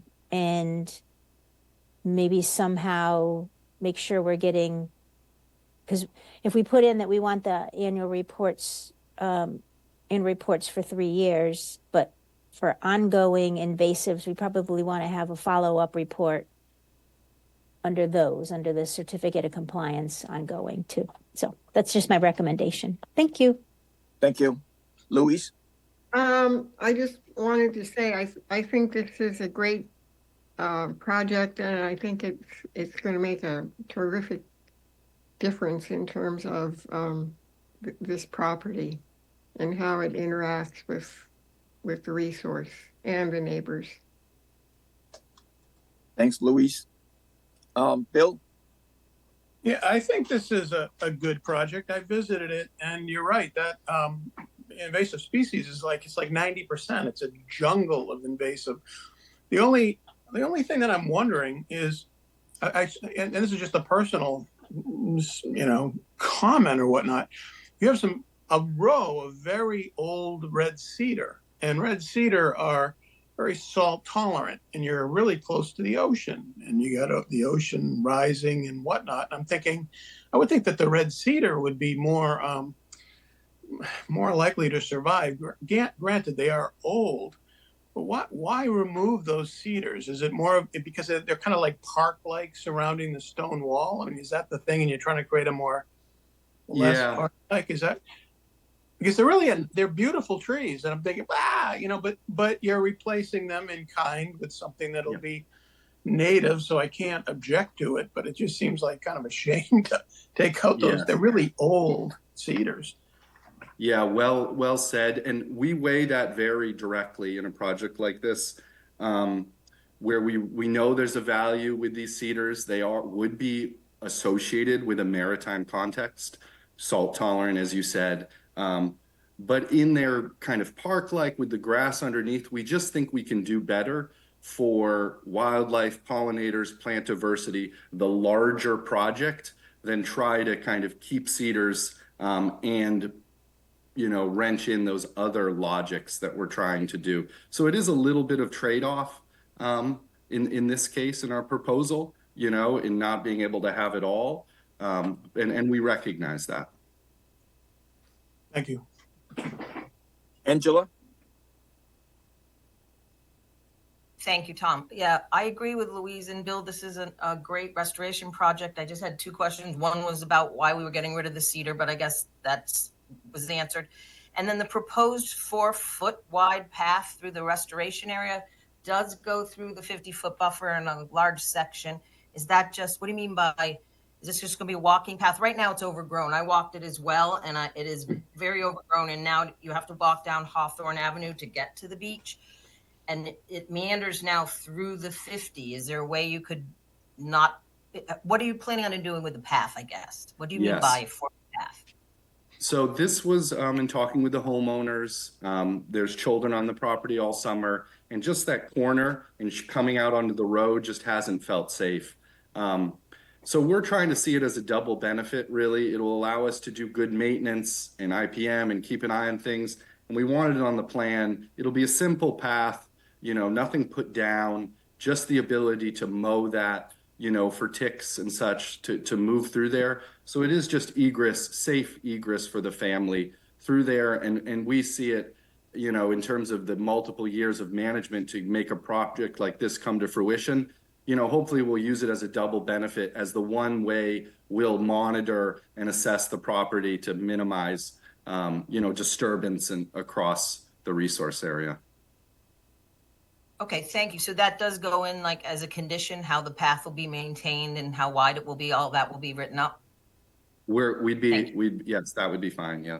Yeah, yeah. Any other question from the commissioner? 10:18, any public comment on this? I have not seen any, but if there's any people that would like to speak to this item, now is your time.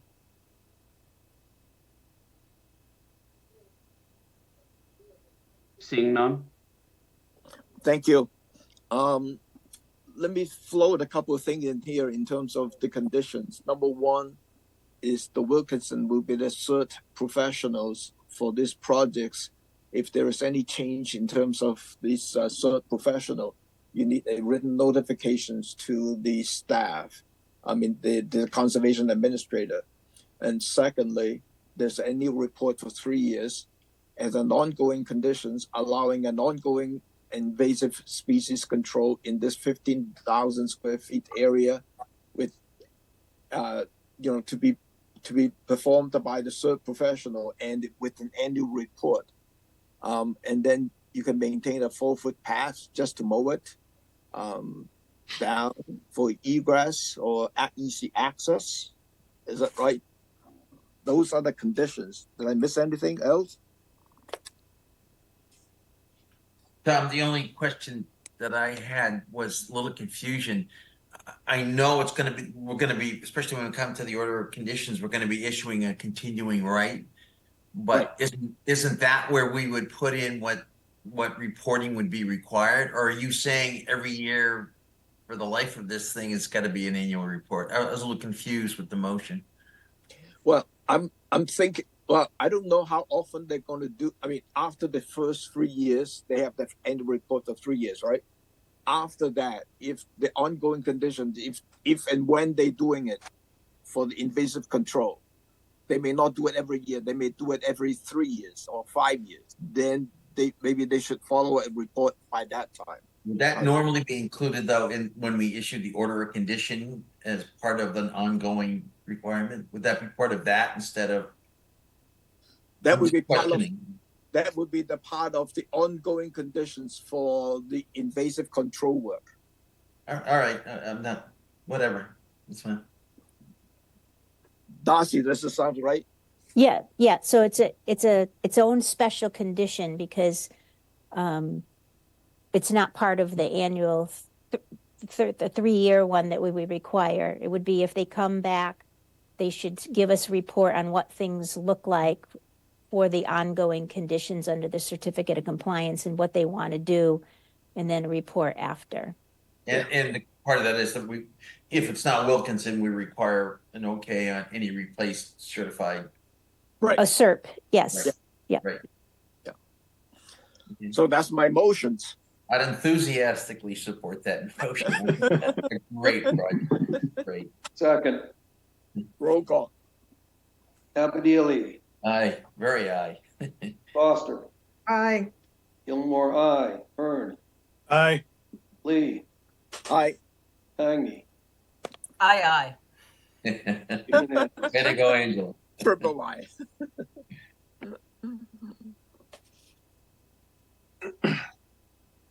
Are we all set? What happened to George?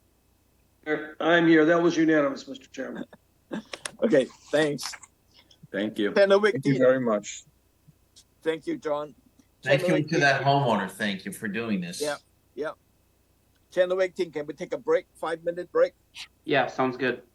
So we'll come back at 4:40. Sounds good. Tom? Yeah. I'm going to be dropping out at this point then since we're on a break. Sure. Unfortunate commitment that we have to make. Thank you very much. Good night. Thank you. Good night, John. I got John out at 4:35. Good night.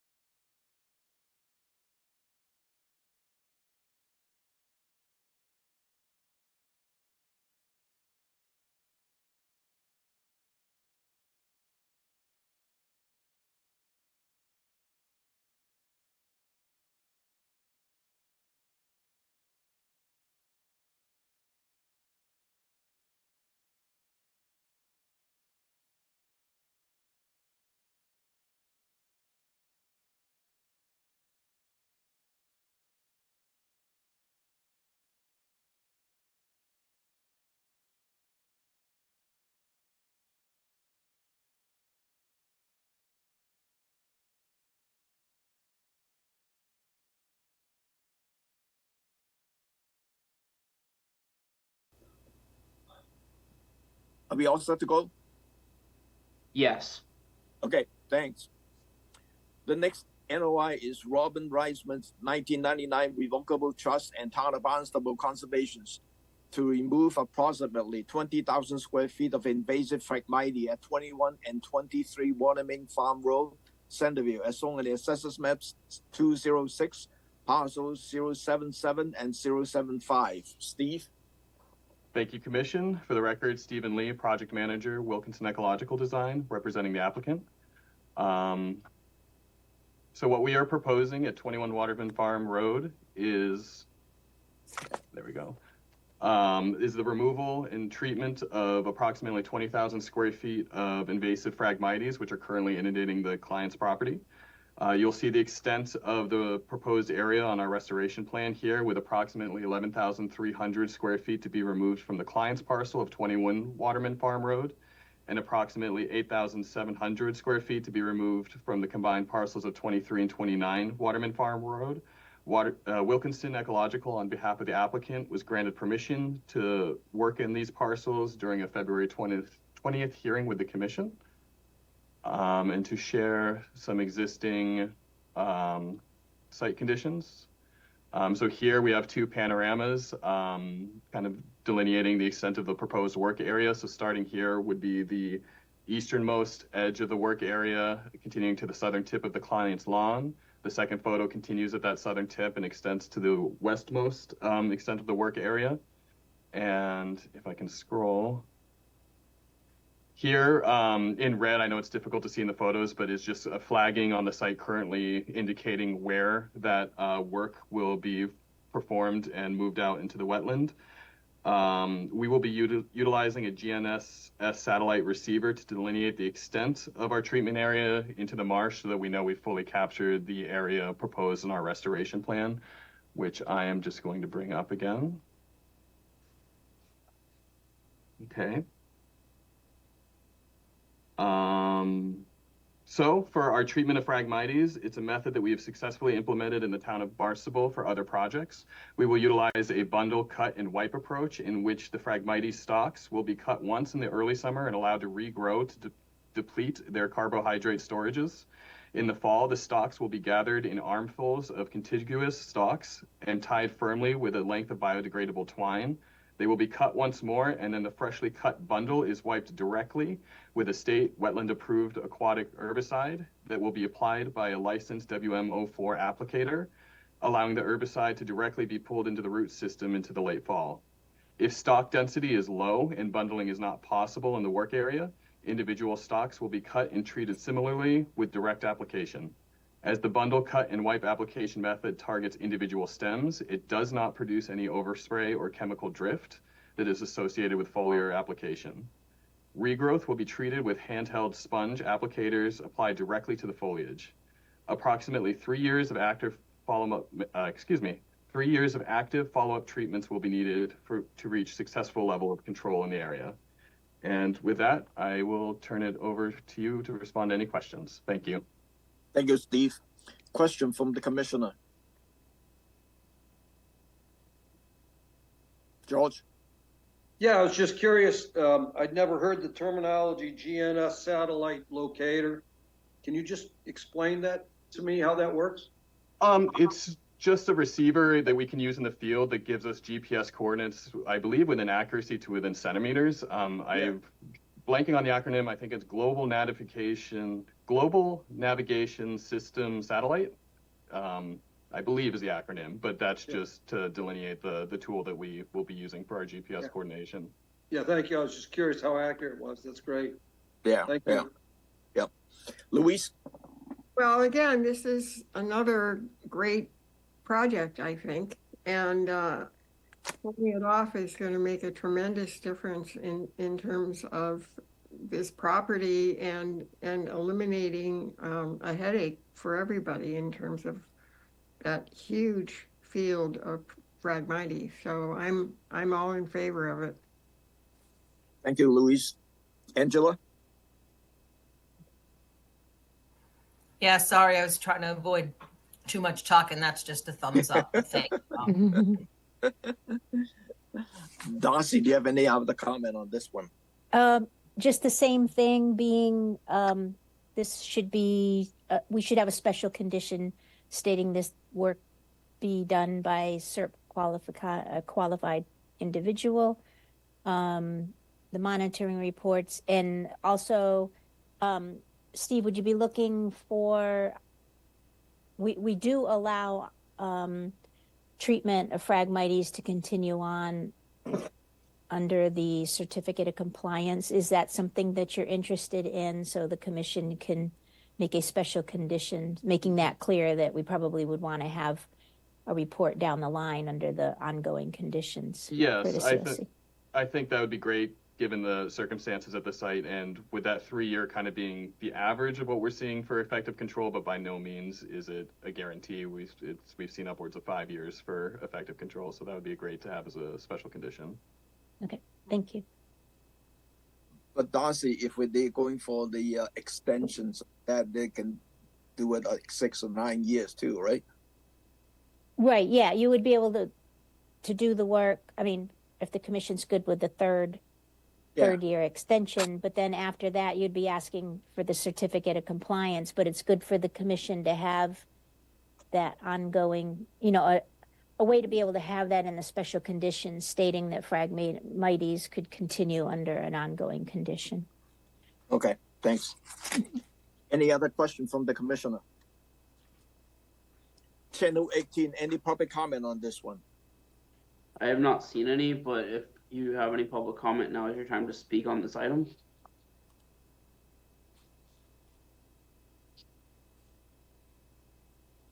Hearing none. So let me try this. So Wilkinson will be the third professional on this project, and if there is a change in terms of the third professional, it need to be a written notifications to the conservation administrator, and we'll need an annual report of 3 years, and we will allow an ongoing conditions to do the Phragmites removal and by the third professional with the report after the treatment. Is that correct, Darcy? You want to state that the commission supports the Phragmites removal under ongoing conditions in the certificate of compliance. Okay. So that make up that special conditions. Could I have a motion to approve with the special conditions as mentioned? So moved. Second. Roll call. Foster, Aye. Gilmore, aye. Hearn, Aye. Lee, Aye. Tangney. Aye. That's unanimous. Thank you. Good luck, Steve. Thank you. The next NOI is Leaf London constructions of a 6 by 18.3 house additions and a 5.3 by 11.9 deck additions, pond access stairs, removal of 1 trees and mitigation plantings at 21 Scottsdale Road, Centerville, as shown on the Assessors Map 229, parcel 064. Arlene? Good afternoon. Arlene Wilson, A.M. Wilson Associates here for the Luddens. Let me try and share my screen.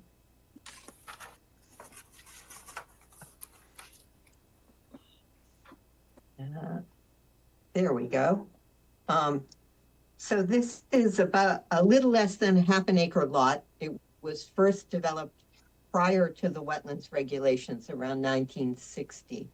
And in 1980, it was redeveloped with a wetlands file SE 31145.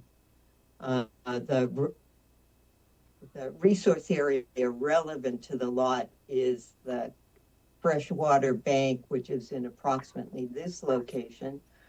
For those of you who were out there recently, you know that the water level is right up to the top of that inland bank. The 50-foot line from that bank is the red line that shows on the plan. It just skins by the existing walkout area and runs across the lot here. The 100-foot buffer is the blue line. that's back just on the landward side of the house. The site is mapped much as a previous property for priority habitat, not estimated habitat. Priority habitat is predominantly plants. For some reason, the Wetlands Protection Act doesn't include the protection of rare plant habitat. I've never understood that, but that's the way it is. And the plants that are listed by the department, because we've been in touch with them, are sand plain pond shore plants. They require a sandy edge of the pond to be exposed in order to grow. That sandy edge for Long Pond in Centerville has not been exposed for several years. And if things keep going the way they've been the last 2 years, it may be another couple of years at least before we see any of that here. So the project includes the construction of a 6-foot wide, 1-story addition to the west side of the house. The existing deck off the first floor will also be extended so that it meets that addition. And then there will be some stairs that will run off the deck down towards the front of the house and then turn the corner and run back because there's quite a significant grade difference. Where those are open timber stairs.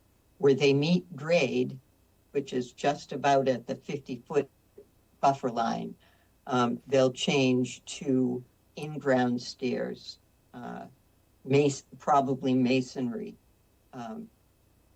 in that location. We also, unfortunately, need to take out the 24-inch oak that's at the end of the driveway in order to facilitate the construction of the addition. We're proposing a couple of plots of mitigation on each side of the property within the 50-foot buffer to continue what there is of the shrubby edge of the slope, particularly on the east side, up along the property line. Does a couple of things to provide it in that kind of configuration. The first, of course, is to give the property owners some additional privacy, but it's also better for wildlife to provide large blocks rather than narrow bands so that wildlife, small wildlife in this particular instance, and songbirds have both nesting habitat and places where they can hide from predators. We're also proposing to run some native plants as a buffer along those in-ground stairs to mitigate against any potential erosion and sedimentation that might come with drainage off of the in-ground stairs, although we don't really think that's going to be a problem, but it's there anyway. And that also provides some access habitat for amphibians or reptiles that might be apt to use the hardscape as denning area.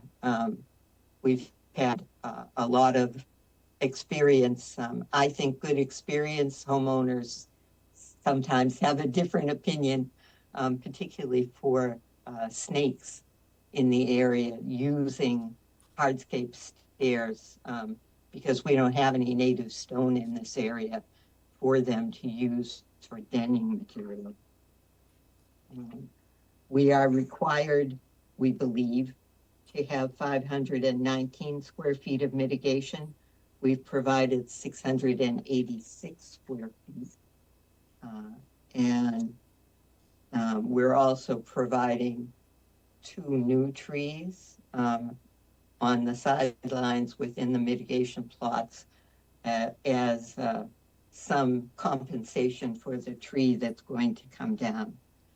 Finally, for those of you who have been out there again, you know that some of the roof leaders dump onto the ground here, particularly the ones currently on the east side of the house.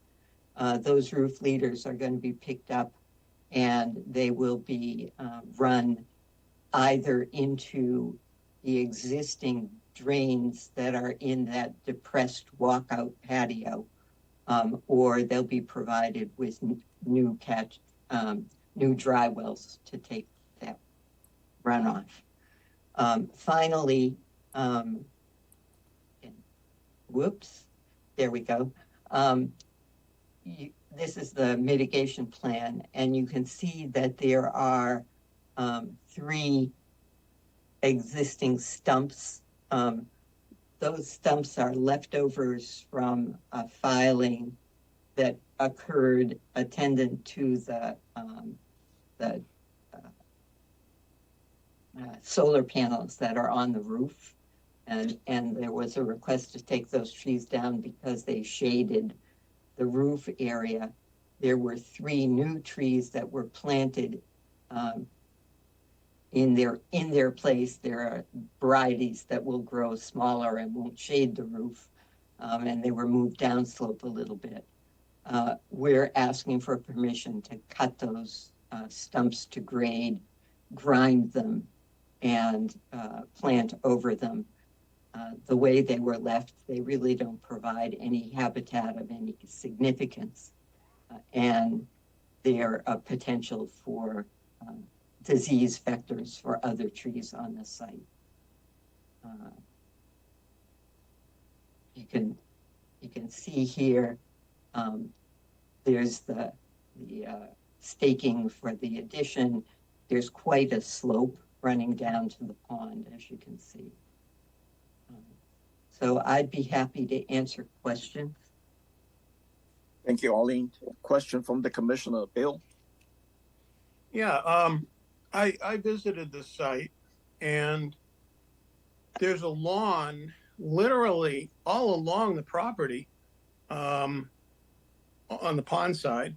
It goes right literally down to the water line. And the mitigation is planned to be up on the side of the hill. It's like a hill. It slopes down the last, I don't know what, 10, 15 feet. It's quite steep grade. And you've got the mitigation located on the boundaries of the properties on either side. And it appeared to me as though it was, half for screening from the people living on either side of them. And Arlene, you said that was part of the reason.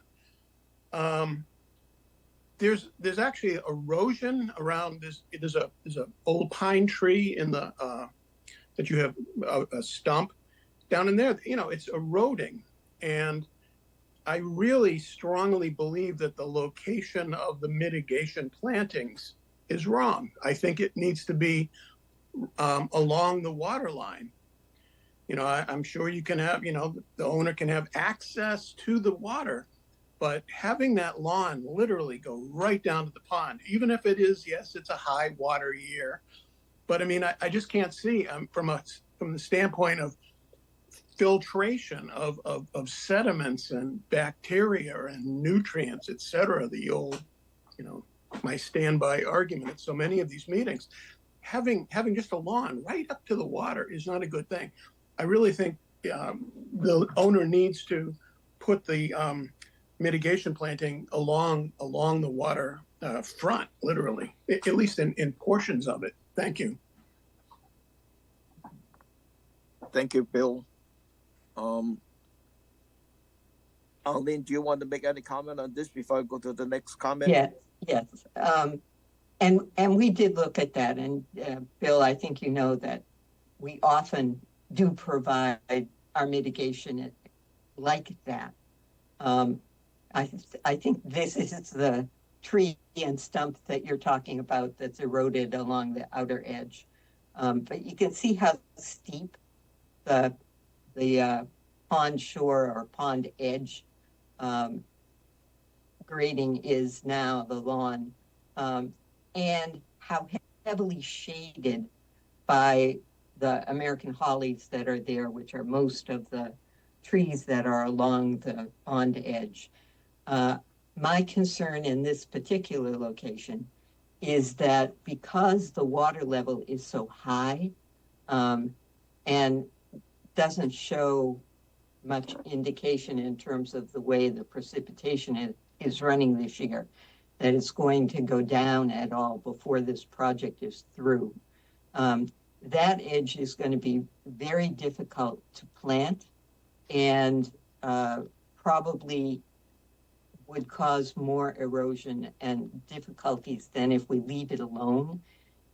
In addition, because of the heavy shade, it's difficult to pick a species that's going to work there and provide the growth that I think you would like and I would like. You know, perhaps what you want to do is suggest that the applicant should stop mowing the lawn within 5 or 10 feet of the existing water edge and let that grow up to native grasses. That probably would help if we were to get a low water year soon, in terms of encouraging the sand plain pond shore herbaceous materials that Mass Natural Heritage is concerned about as well. Thank you, Arlene. Angela? Yeah, thank you. I'd have to agree with Bill, Arlene, and I don't understand your answer. I like the idea of no lawn, pulling it back 8 to 10 feet, but there is a lot of erosion, especially in the middle around that pine stump where there is lawn. It's not really lawn. I don't think they're mowing it now because it looks like there's a lot of dirt just from the runoff and the rain. I just feel like the mitigation should be put in an area that would have a greater impact or minimize the impact in this area so close to the water. That's what I want to say. I know it's steep on the right-hand side when you're looking at the picture, but it does level out right in the middle. There's a pine stump right there that has big lines around it where you can see it washes out every rainstorm. So I was hopeful that maybe the applicant could put the mitigation in an area that would have more impact to help this resource area. Thank you. Thank you, Angela. Arlene, do you want to? I have my hand up. Yeah, I just want to give Arlene a chance to respond first before you go to you. That's all. Right. But I suspect that Louise is going to have questions about that same area. Why don't we do it all at once? Okay, Yeah. Louise?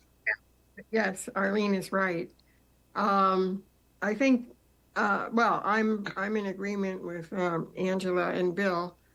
And I think if you look more toward the center or other edge of the property, you'll find some spots that aren't in as much shade as the one that you cited. So, and perhaps if even in high water years, perhaps the some of the plantings could be moved back a bit. I'm not an expert in this field, but I'm sure somebody can figure out how to get plantings to flourish down along the water's edge.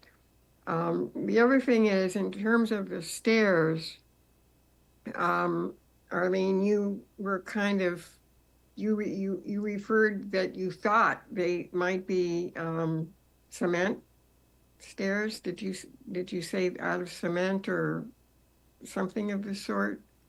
That they're not going to be soft materials, that they're going to be more permanent. And so what you decide in terms of what the design of those steps are going to be, I think need to be documented in a plan at the very least. It's going obviously right through the 50-foot buffer. So thank you. Thank you, Louise. Arlene, any comment from you? So again,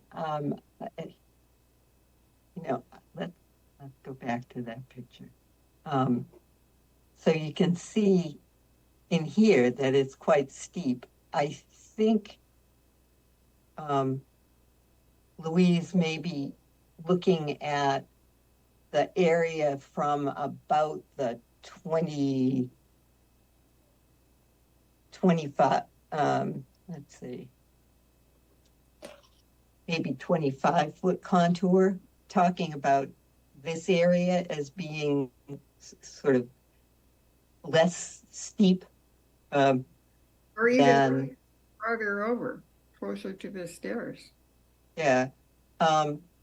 So we can certainly look at moving some of the mitigation down in that area.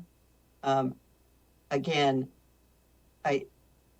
I'm really concerned about planting in here. The problem that you see with the erosion around this tree in particular is relatively new and a result of the high water elevation of the last couple of years. I believe that if the water elevation stays up as high as it's been, or it, God forbid, if it gets any higher, we're probably going to lose that tree entirely. I don't want to talk about taking it out now. If the water level goes down, it would be a good thing. And maybe that tree could get saved somewhat. But, you know, again, trying to plant shrubs on a slope like that under present conditions, I'm really afraid is going to cause more damage than you would anticipate, particularly because what we usually plant for the Conservation Commission are pretty healthy sized plants. They tend to be in the 3 to 5 gallon pot range. You want to plant them in a hole that's at least 2 times the diameter of that pot, if not 3. It makes a big hole on a slope like that. And you wind up having to level that planting area a little bit, which makes it steeper up side of the plant and down side of the plant.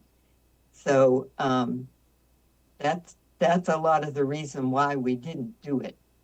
If the commission is absolutely set on that, I guess you can write a condition that says we have to do it in that area and provide a revised plan for staff to review.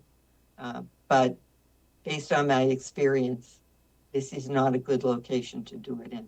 Well, how about moving the planting area toward the other end of the Other side, not as steep. I mean, you're focusing on the worst area, it seems.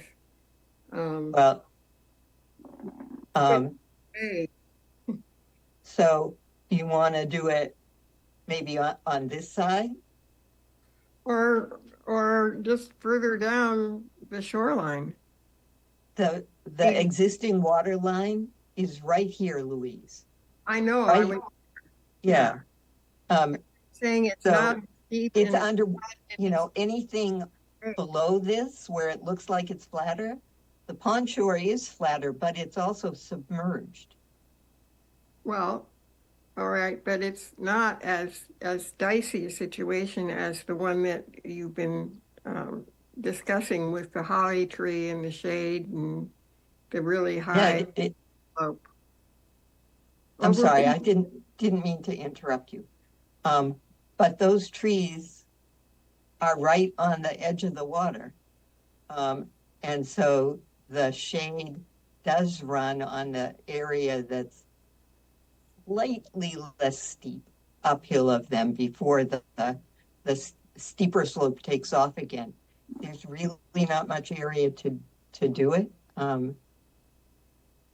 It just seems that putting the mitigation where you're proposing just ignores the fact that you've got lawn all the way down from where the house begins all the way down to the water's edge, and that just doesn't make sense to me.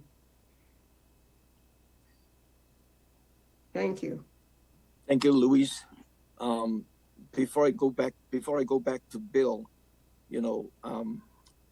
Arlene, do you want to take a look at the area right next on both sides of the stair and whether you can be above the high water mark and do some planting in there as the mitigations? There seems to be a flatter area, not as steep as this one that you're showing on the picture. So perhaps to run the existing shrubby edge into that side of the stairs to provide a bigger block over here. Yeah, on both sides is fine. I mean, on one side you can do some on the other side, on the right hand side too. So, just a suggestion. You can take a look at that. Bill. Yeah, I guess I just want to second what you said, Tom. I mean, I can remember where those stairs go, and on either side of where the stairs go, I mean, there's no reason you cannot put the mitigation down there. I mean, I just know that it can be done, and the idea, I don't know if we want to let it go, just simply go to Darcy to say, yeah, that's a good enough area. I would like to see where you're planning to move the mitigation site down there and just review that. I mean, I don't know, maybe we trust Darcy, but it seems to me like we really need to change. We need to change that mitigation area and put it right on either side of the stairs and running it along as much as you can in the water line and sort of make it, I don't know what, I'm thinking 6 feet wide or something. 6 feet wide and however long in order to make the area. But I mean, this commissioner, I cannot vote for this project unless you completely move from the existing locations, which is on either side, up on the hillside, down onto the water line. Thank you. Thank you, Bill. Angela? Yeah, same thing. I'm sorry, Arlene, if I confused you. I'm talking about the 30 foot to 32 foot away from the water near that pine stump. I wanted it up high there, not down by that tree line you were talking about. I wanted mitigation back on the lawn towards the house, because in order to get the stairs where you're running them, there was grass on the sides that I thought it could be moved to. I wasn't talking about the water line at all. I just wanted to make that clear. Thank you. Thank you. So, Angela, you're talking about this area. Is that right? No. Can you see it? Go to the pine stump in the very middle. If you come down straight from the That house. One. Yeah. Keep No, coming, down, closer to the water. Closer to the water. Oh, Right, up, okay. go up. away from the water. There you go, right there. Right there. You're not in the Okay. steepest part, but water is running to the left of your cursor, and there's a whole bunch of erosion there. And even though it looks like grass, it's not growing in. I'm talking about there at the Okay. 30 to 32. So you want to do this area. And then on the other side as well, I was just helping you pick places that Okay. I thought better impact the buffer, whereas on the side, I don't think it's helping as much as if you could put it down closer in the middle of this area. That's what I was trying to say, not the water line where your trees will eventually go and the high water line is. Thank you. Yes. Yeah, good. George? Yes, also, it sounds like we're gonna need a revised plan. I'd love to see a detail on those stairs too, please. Should we bring it? Darcy, go ahead. I'm sorry. Yeah, just as far as the stairs, definitely you need a plan revision because it's not even labeled on what type of stairs on either location. But I didn't think the commission was a fan of masonry stairs. I thought we did the ones with the timbers and the crushed stone in between. So I don't remember permitting masonry stairs in a long time. I remember having to have one repaired on Woquacket Lake, I think it was, but yeah, I think we discourage masonry stairs. Right. Yeah. Yeah, since I've been on the commission, I don't remember approving that. We usually went with the timber and the gravel. Mm-hmm. So, I mean, if that's something that you're masonry stairs and I know we don't usually say mitigation for stairways, but boy, I'd be saying then you got to do a lot of mitigation for masonry stairs. Thank you for mentioning that. Any more comments from the commissioner? Oh, and sorry, one more thing. Any mitigation, especially being on a slope that we're kind of nervous on whether it would survive or not, we need to have demarcation. Just a recommendation. Okay. Channel 18, any public comment on this one? I do not believe there's any public comment at this time, but if now is your time to speak.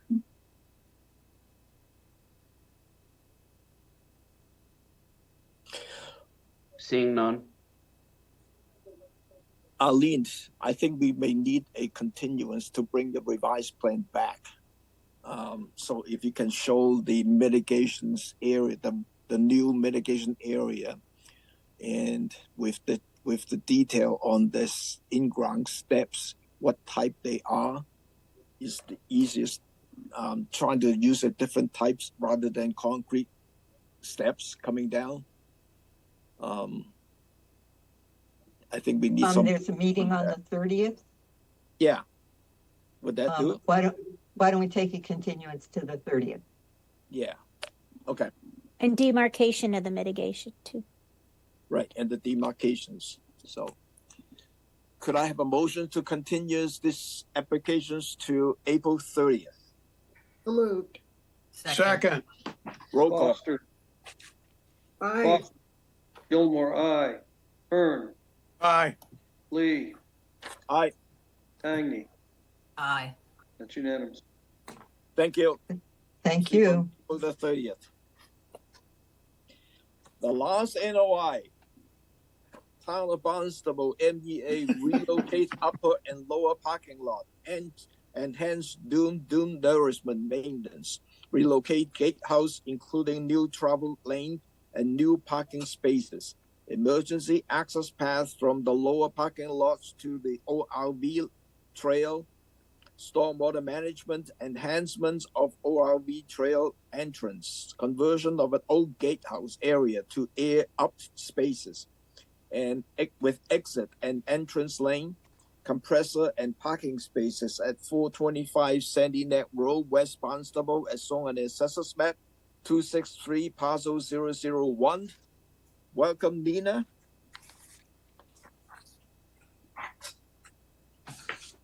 Good afternoon, Commissioners. Thank you so much. We're extremely excited about this project, and we sure appreciate any of you who came out and looked at the site.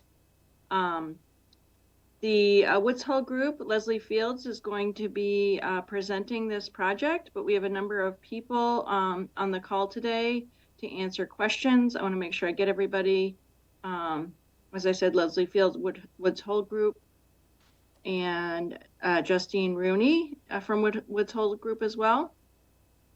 Amber Unruh from the town of Barnstable. All of you know her. Yep. And then Leslie, it looks like you're off mute. Maybe you could introduce the rest of the team, and Leslie's going to do our PowerPoint. Thank you. Thank you. Yep, thank you. Again, Leslie Fields with the Woods Hole Group. The consulting team members we have with us, Tim Grace from Ty and Bond.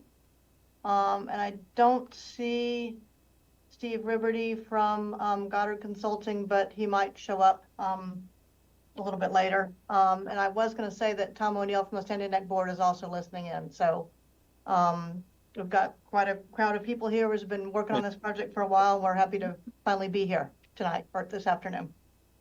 So I'm going to, if it's okay with you, share my screen. Yes, please. Okay.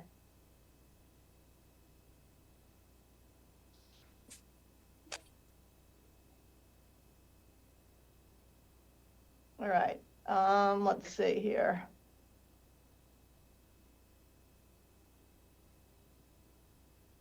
Are you seeing the full screen? Yes. Okay, perfect. All right, so I'm just here to present the Town of Barnstable's long-term coastal resiliency project for Sandy Neck Beach. The next slide has the agenda. I'm going to try to go through the first 3 bullets pretty quickly. so that we can spend a little bit more time on slides with resource areas, the proposed project, and mitigation. This slide provides sort of a background for vulnerability at Sandy Neck Beach, and it shows some of the impacts from past storms.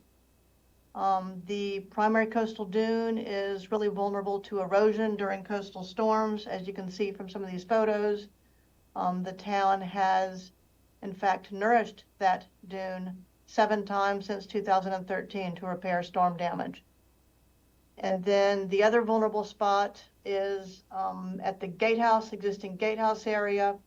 That area is vulnerable to flooding, and you can see several instances of that, twice in 2018 during Grayson and Riley, and then also January of 2024. And there have been other instances where flooding has occurred in this area. So during Grayson, I believe there was 3 feet of flooding in this area. It actually got into the gatehouse. Same with Riley. Both storms actually flooded the gatehouse area.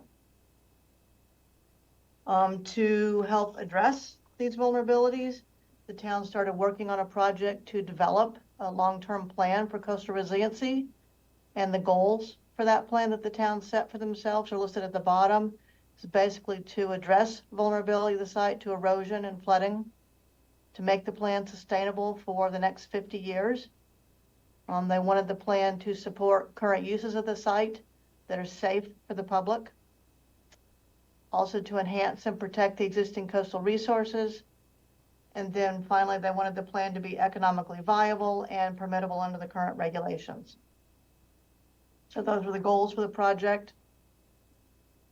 This next slide here just lists a couple of milestones, and I'll just go over this pretty briefly. The town did initiate the first study for this project back in 2016, funded by a CZM Coastal Resiliency Grant.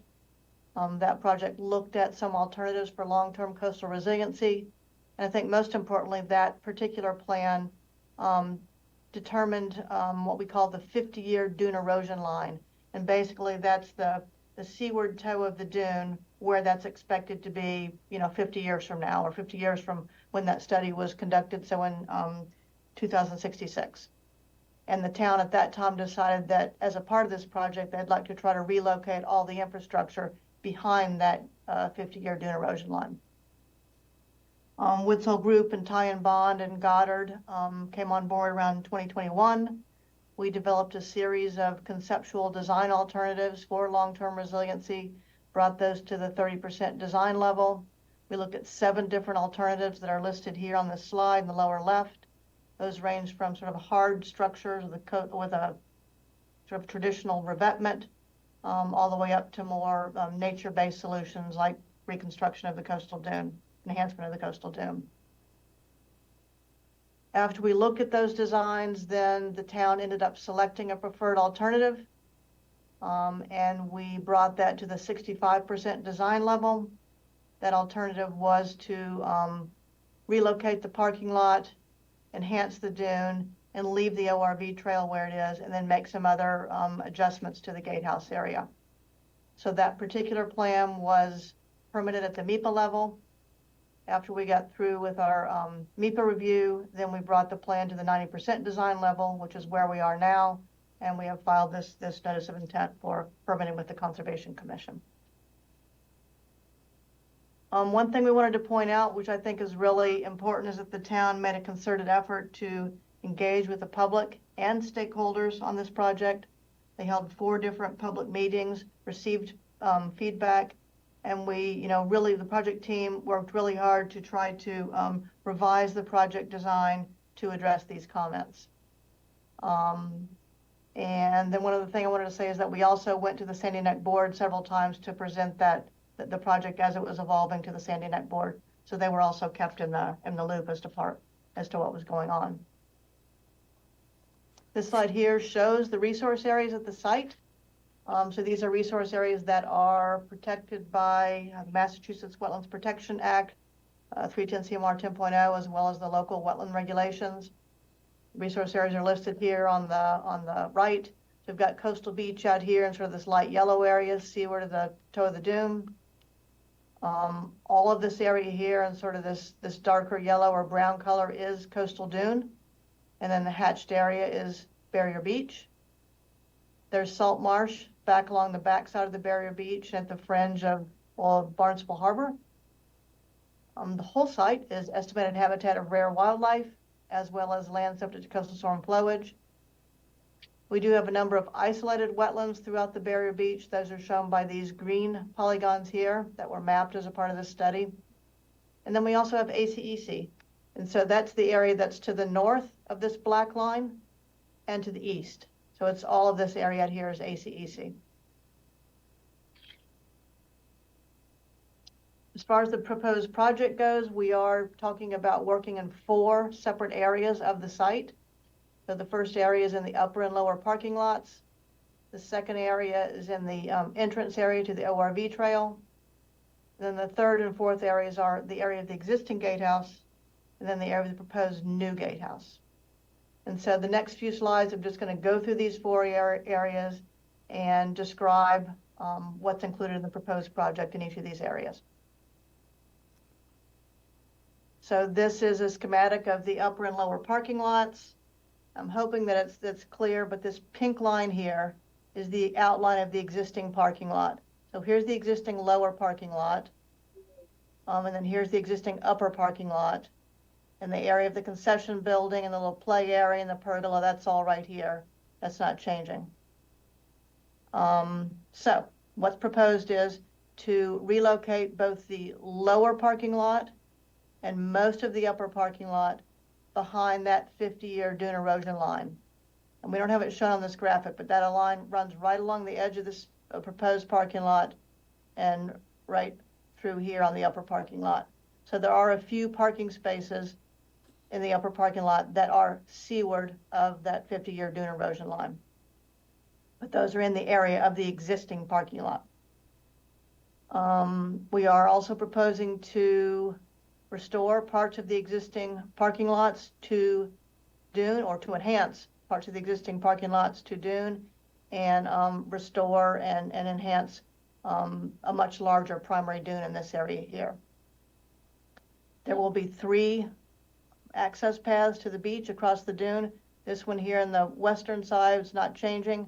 And then we've got these 2 paths here that will be restored once the dune has been built and enhanced. We also have an area that we're calling the rear dune on the back or south side of lower parking lot. That is designed to provide stability for that parking lot and also to provide screening of car lights for the adjacent neighborhoods. One thing I didn't mention about the primary dune here is that we are going to vegetate that with beach grass once it's been enhanced.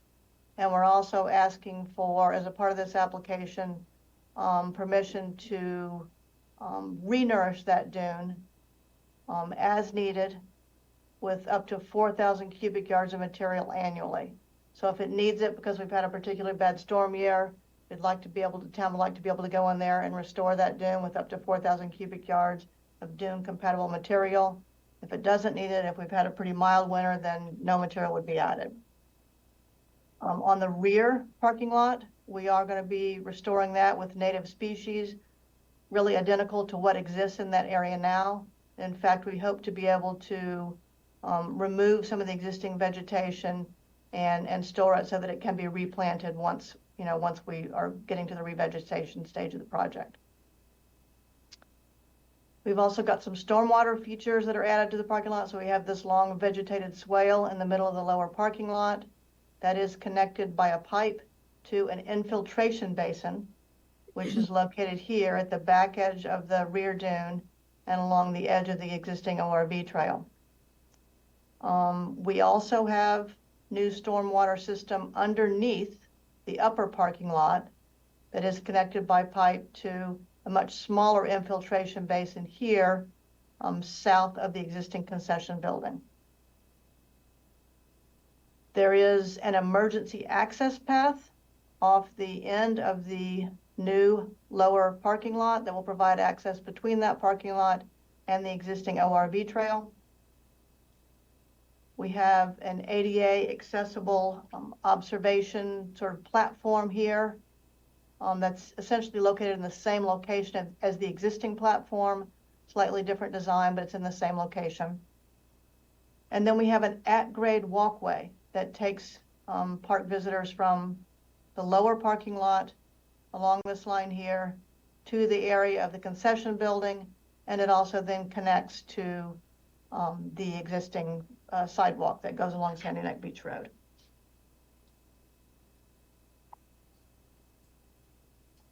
This is the entrance to the existing ORV trail. So this area is going to remain in place as it is, with improvements for improved public access and additional air up and out, air down spaces. So we have designed 5 air up spaces on the north side of this access trail and 12 air down spaces along the south side. We are proposing a new compressor in a flood-proof enclosure on the north side of the access area, as well as the possibility of having a portable compressor on the south side that could serve to provide additional air up spaces on the south side during peak periods when, at the end of the day, when people are leaving in the summer. So if we need additional air up spaces, the town could pull in that portable compressor and utilize that there to reduce congestion. We are sort of proposing expansion beyond the existing footprint in this area. So anything that's outside this pink line is an expansion into a previously undisturbed area. But at the same time, we're also proposing restoration of areas that are currently disturbed. And so essentially, with this project, there's no net change in disturbance to this area in terms of square footage or acreage. Okay, and the next one slide is the existing and proposed gatehouse areas. So this is the area of the proposed gatehouse. This is the area of the existing gatehouse. So the proposed gatehouse is going to be located about 350 feet further up Sandy Neck Beach Road. So the gatehouse will be located in this area here. We're proposing to actually physically relocate the existing building to this new location. The design also includes a new exit lane here to the west of the new gatehouse, along with 3 parking spaces and 4 queue spaces for cars that are waiting for parking spaces in the upper and lower parking lots. The existing sidewalk, which comes from the gatehouse area now, comes along this way. It's going to be relocated slightly so that we can get around the new gatehouse. And we've also got some grading impacts or grading changes along the western side of the exit lane and around this area here for an stormwater infiltration basin to capture and treat runoff from the increased travel lane here and from stormwater that comes off Sandy Neck Road, which currently is not really handled very well at the present time. So that infiltration basin is located here. At the existing gatehouse area, we are proposing 9 new air up spaces on this side of the road, and then parking spaces here for 7 cars on the south side of the road.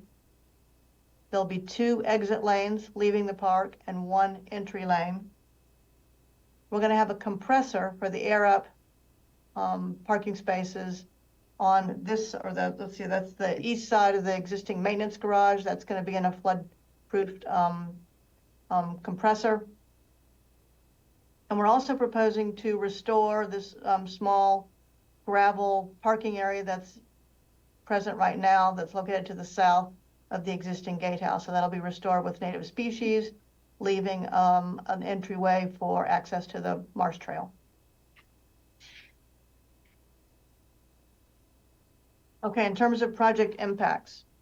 So this slide sort of compares impacts from the existing site to impacts associated with the proposed project. And I'm going to try to walk you through this.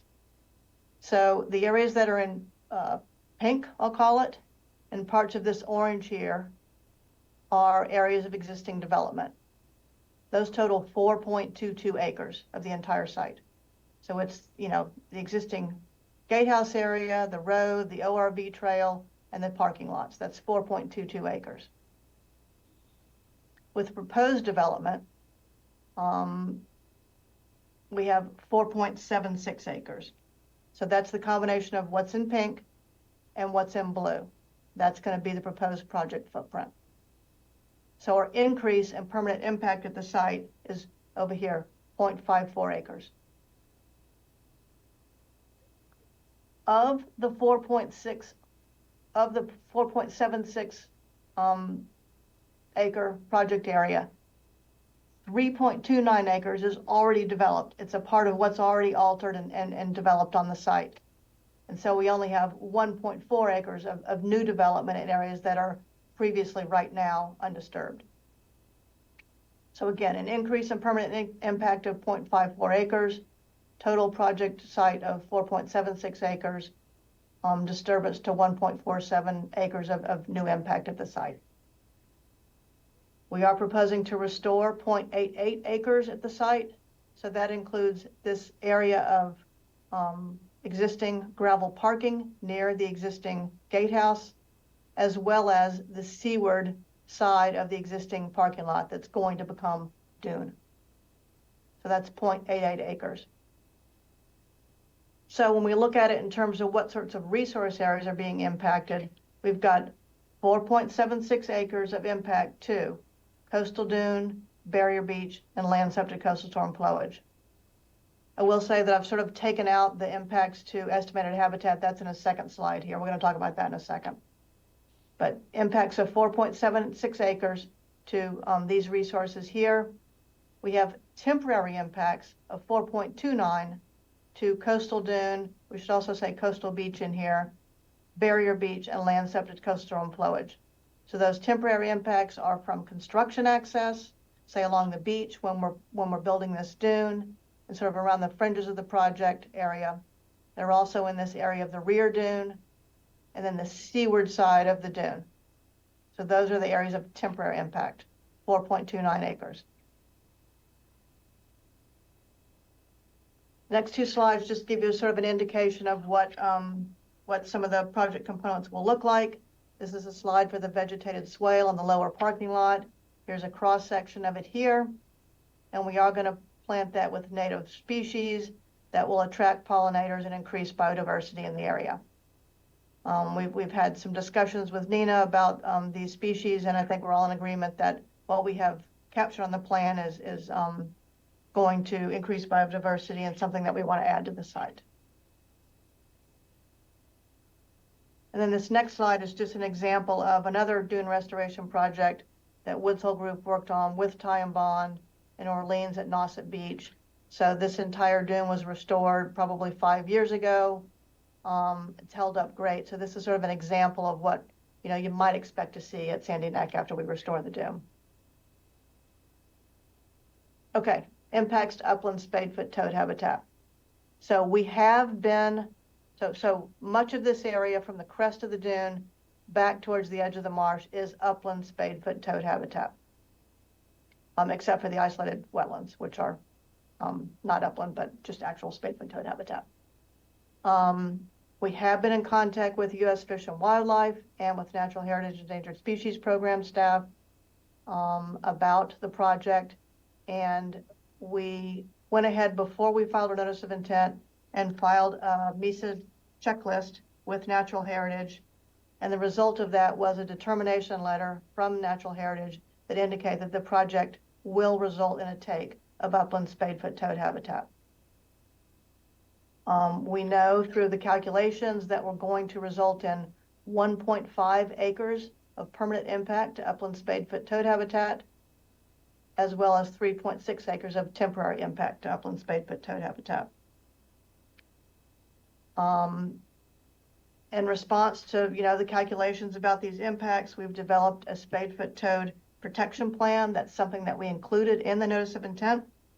The purpose of that plan is to minimize impacts to the spadefoot toads, both before and during construction. That involves installing some protective fencing around areas that will be under construction, starting as early as June, I believe, before the project begins.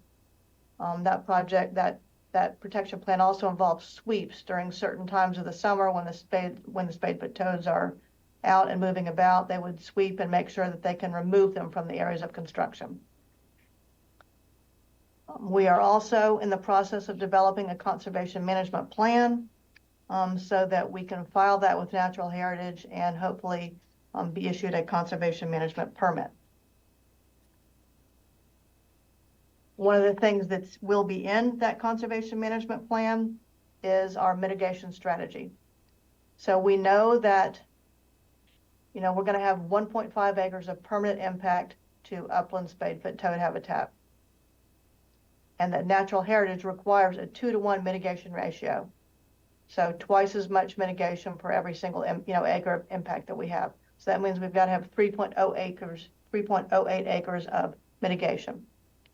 The town has, actually NENA has identified 2 parcels to the west of Sandy Neck Road that are town of Barnstable property that don't have any sort of conservation restrictions on them right now.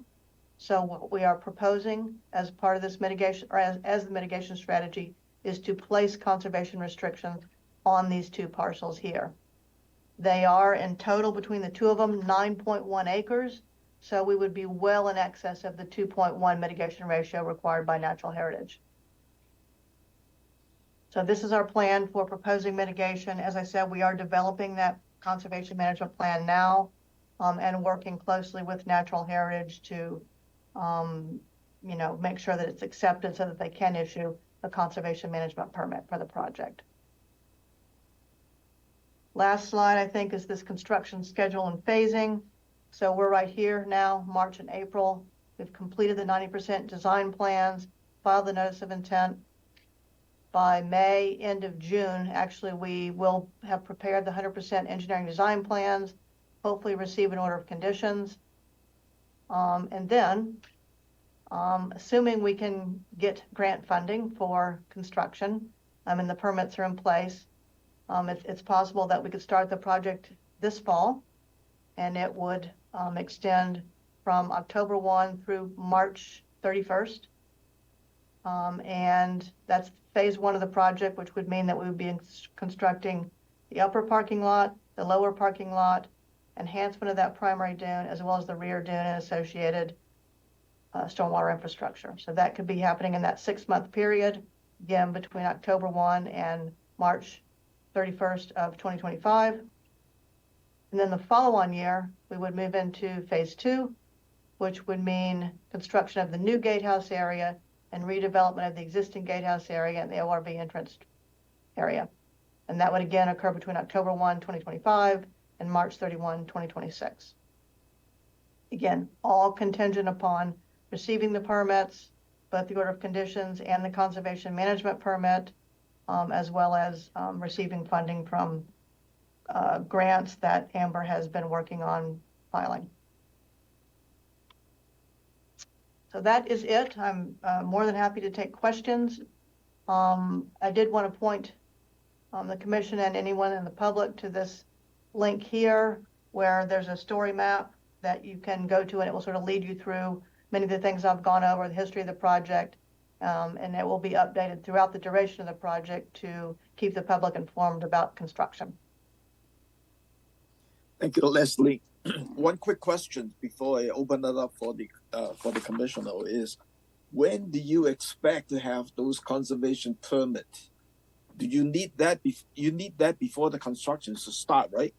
Correct. Yes, we're hoping that we're going to get that, by late June. Okay. Yeah.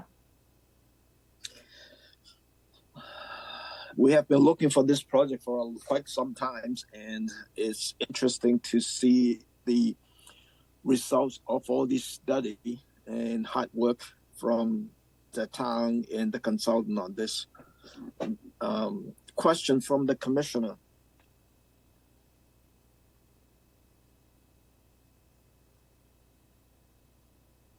Anyone? I only have praise. Yeah, and I'm clapping. Yeah, and I think but most of all our questions were more than adequately answered in our site visit. And I applaud everybody involved. It's a great project. Thank you, George. We went out to the site last Friday to take a look at it. So it's nice to see it in person at the ground. If not, then I'll go to the public comment on this one. Channel 18, any public comment on this? I do not believe so, but if you have any public comment, now is your time to speak on this item. Please unmute if you have any items. Not hearing any. Okay. Let me try a couple of things and see how it goes from there. Number one, I did not have a chance to review the stormwater report. I just printed out. It's almost like the whole application on the NOI is at least like 300-400 pages. So I have to go through that stuff. I don't have time to do that before the hearing. And secondly, is I think a pre-construction meeting with the staff would be useful so that we have an understanding of that, how the construction to proceed. And the next one is, I don't think there is any time of the year restriction on this. Leslie, if I'm right. No, there would be, Tom, and I believe it would be, it would be October 1 to March 31st, because we've got endangered shorebirds out there as well. So it'd be October 1 to March 31st. Okay, so there is a time of the year restrictions from the Division of Natural Resource and Natural Heritage and Endangered Species. So that would be part. And then if there is any, you're looking for up to 4,000 cubic yard? That's what we're asking for. And that's based on sort of an average of what the town has put down in those previous 7 beach or dune nourishment projects. So up to 4,000 cubic yard of the beach nourishment with the compatible sand. But at that time, when you're doing it, you need to kind of document how much is the storm damage to the beach area and how to access to the beach to do the beach nourishment. We need to know. So at that time, you need to notify the staff how you want to do it. Let me see. Oh, and then we need a copy of the conservation management plan after you're finished. And offshore, you have to provide a copy of the conservation permit. And if you are going to do the CR, okay, because that CR language need to be reviewed by the town attorney. Absolutely. And then usually, if the town owns this parcel, it would be a third party to own the CR and do the annual inspection on those. So those would be part of the conditions. Yeah, absolutely. Darcy, do I miss anything else? Yeah, I think we had a question about all of the plantings. I know, Nina, during the site visit, you mentioned about, I think you said using AmeriCorps to save some of the existing or the native vegetation in the area where the parking lot was being moved to. But Tom and I had questions about the planting of the beach grass. So would you be the one overseeing everybody who's doing all of the plantings for this project? Okay. Yes, we would be using Upper Cape Tech. We're trying to engage Upper Cape Tech in the whole project and the coastal processes and how that has played into our decision making. Also, Boy Scouts, and we always have the opportunity of using AmeriCorps. So we have a working relationship with them as well. I am the plant person out there. I'll be overseeing everything. We would like to salvage as much native plant material as we can, at least attempt to. I mean, I think with these type of projects, as the consultant said, we're going to salvage plants. We're also going to plant plants, and then nature will kind of figure out what's in the right place. So we want to utilize as much as possible our native stock, and then the primary dune will most definitely going to have to use beach grass plantings that are purchased. But I'll be there every step of the way. Absolutely. Lynda, And would then- you be would you be willing to do the annual report as well? The annual report that I always do, or another one? No, this was to go ahead, Darcy. Oh, I'm sorry, I didn't mean to interrupt. It was for annual reports for 3 years for the planting to review what's been planted and how it's doing. Absolutely. Yep. There was one other thing. I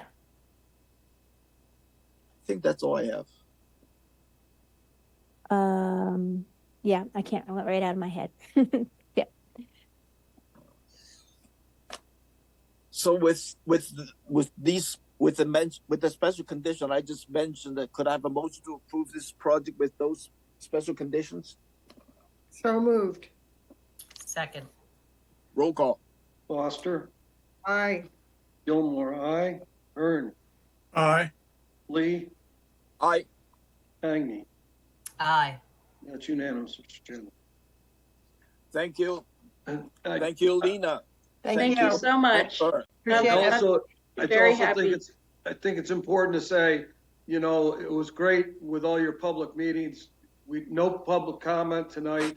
So obviously, everybody in the public is very satisfied with this project. So congratulations. Congratulations. It's been a Yes. team effort, but really, really proud of this project. Really, really proud of the team that pulled it together. And we're excited. So now all we need is some grant funding. Fingers crossed. Yes. Thank you. Thank Thank you so much. Thank you. We have 3 continuances. The first one is Diana Gerberis, the Whistlebury Wetlands Association, seeking approval of an unpermitted existing elevated wood walkway and deck with request to repair it on the property located at 96 and 100 Waters Edge, Marstons Mill, as shown on the Assessors Map 061, Parcel 038, and Map 062, Parcel 046. This is a continuance from April the 2nd without testimony. So all the commissioners are available for this continuance. Who want to talk? Ben? Rick will be. Yes, hi, Rich Tabazinski with Atlantic Design Engineers. Hi, and I Rich. also have- hello. Hi. I also have Ben King and Alex Kane here from Atlantic, and Diana Gerbero from Whistlebury Association is also here, as you can see. So I wanted to give you an overview of the project and explain the application that we submitted, along with the site plans, pictures, and everything else, and basically go through it briefly and hopefully get some good input from you going forward here. So the You want to site- share the screen? Oh, sure. Yep.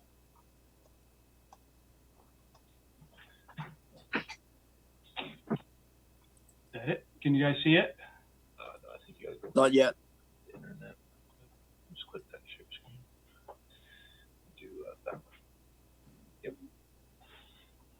Yep. This one here. Or not screen. This one. Sorry. Click this one right here. Yep. And then hit enter. And then you go down to the PDF.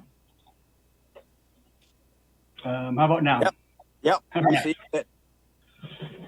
So what we have here on the screen is the site plan for the project. There's 2 sheets involved in the site plan. The first one is the general layout of showing where the project is.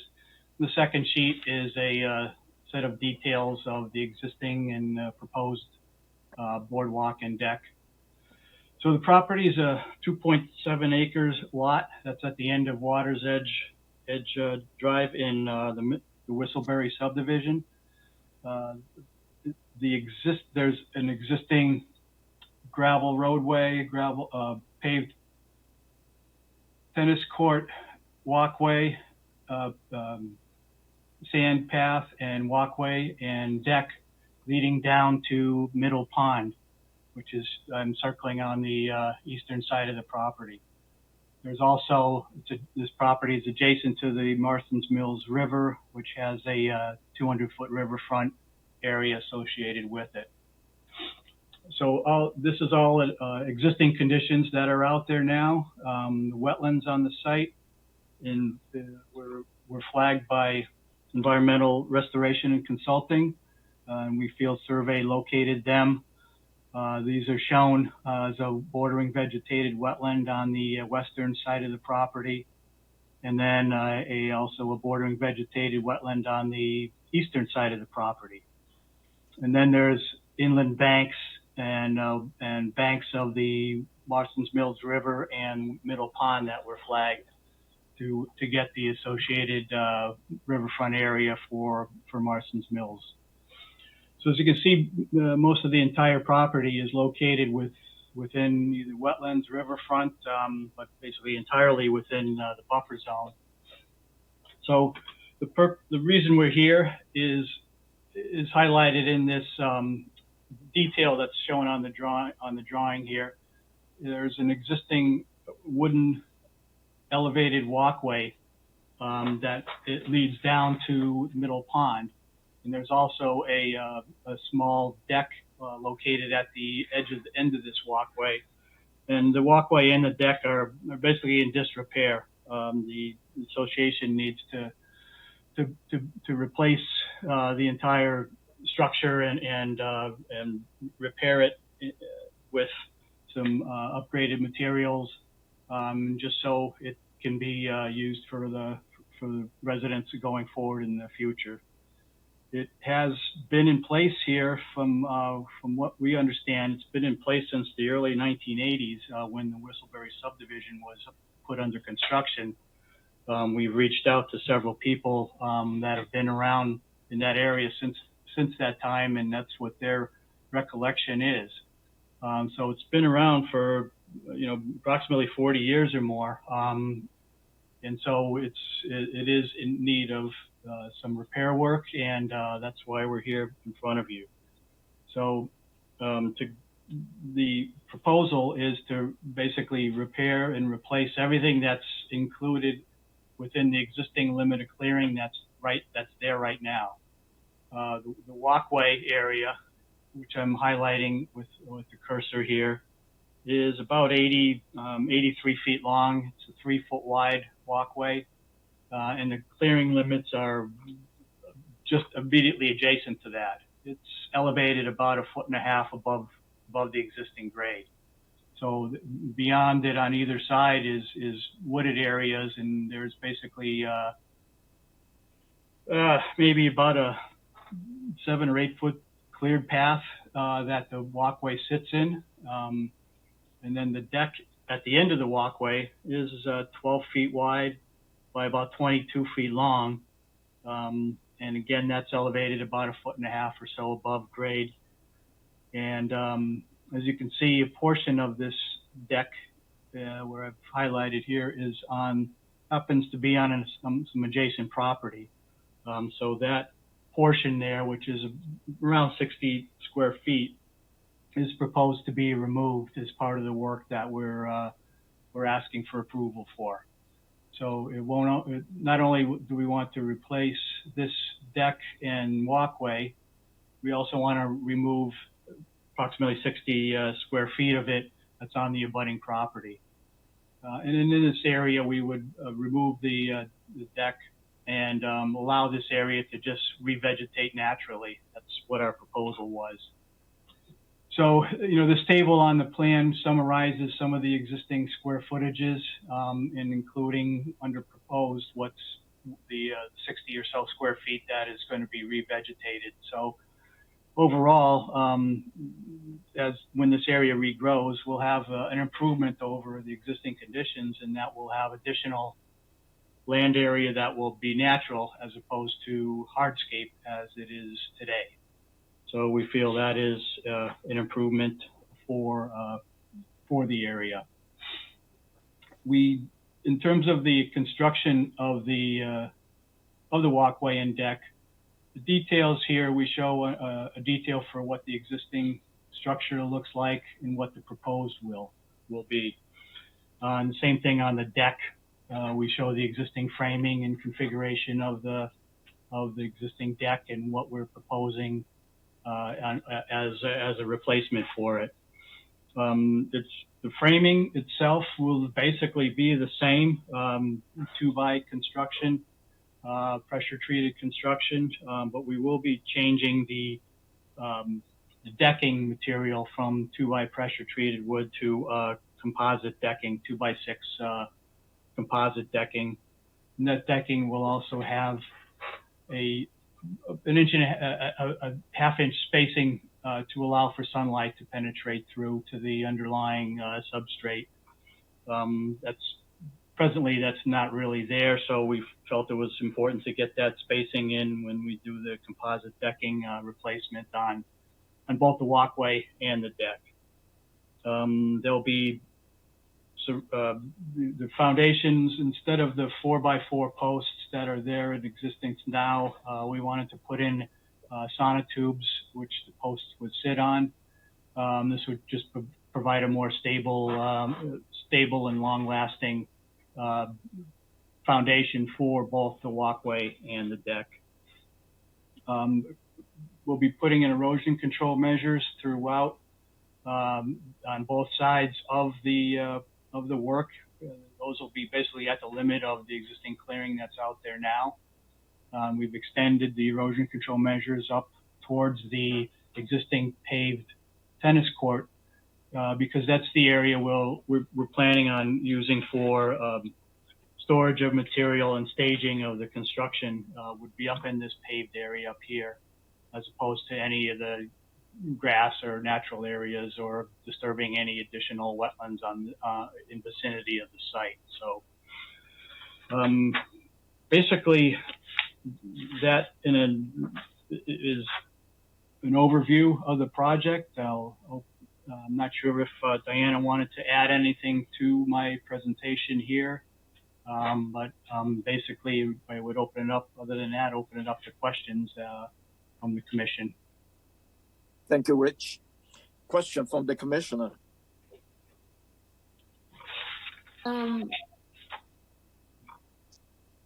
not a commissioner. This is Diana Gerbero. I'm the president of Whistleberry Association. I'm here with Jack, actually, who's the previous president. I don't know if you can see us. And want to thank you for all the work and diligence you've put into this project. Our hope is to continue to bring our community together and beautify our area. And the most important part of our neighborhood is this boardwalk and dock. And that is really our #1 objective. I don't know, Jack, if you want to add anything to that? Yeah, just that we have 78 residents here that use this facility all the time in the summertime. And we really want to get this improved because it is, as we said, it's over 40 years old. And I've lived here since '82. And, you know, I've seen this go on. And we've been busy with other issues with the development and just wanted to, now that we've gotten past all the other issues that we've had, this is the next big thing that we want to get improved as whenever we can. Particularly for safety reasons. It's getting a little wonky after 40 years, right? Yes. Thank you. Thank you. George? Yes, thank you, Mr. Chairman. Darcy, I know normally we do a 3/4 inch spacing on decking, but given that this isn't over shellfish habitat or anything like that, is 1/2 inch acceptable? Yeah, I was going to bring up that same thing, but I understand maybe with families, with kids and everything, that the commission might see fit to allow it to be reduced to the 1/2 inch. I'm comfortable with it. Yep, that's what I felt too. Thank you. Mm-hmm. That's the objective. Any other question from the commissioner? I didn't see any here. Channel 18, any public comment on this? I do not believe so, but if anyone has any public comment, now is your time to speak. Tom, did you want to read the natural heritage endangered species letter in? Just, I think it said no take, but it's just important to say that. Yeah, the letter is dated April the 1st. It mentioned from the Wetland Protection Act that this project, the division has determined that this project currently proposed will not adversely affect the actual resource area habitat of state protected rare wildlife species.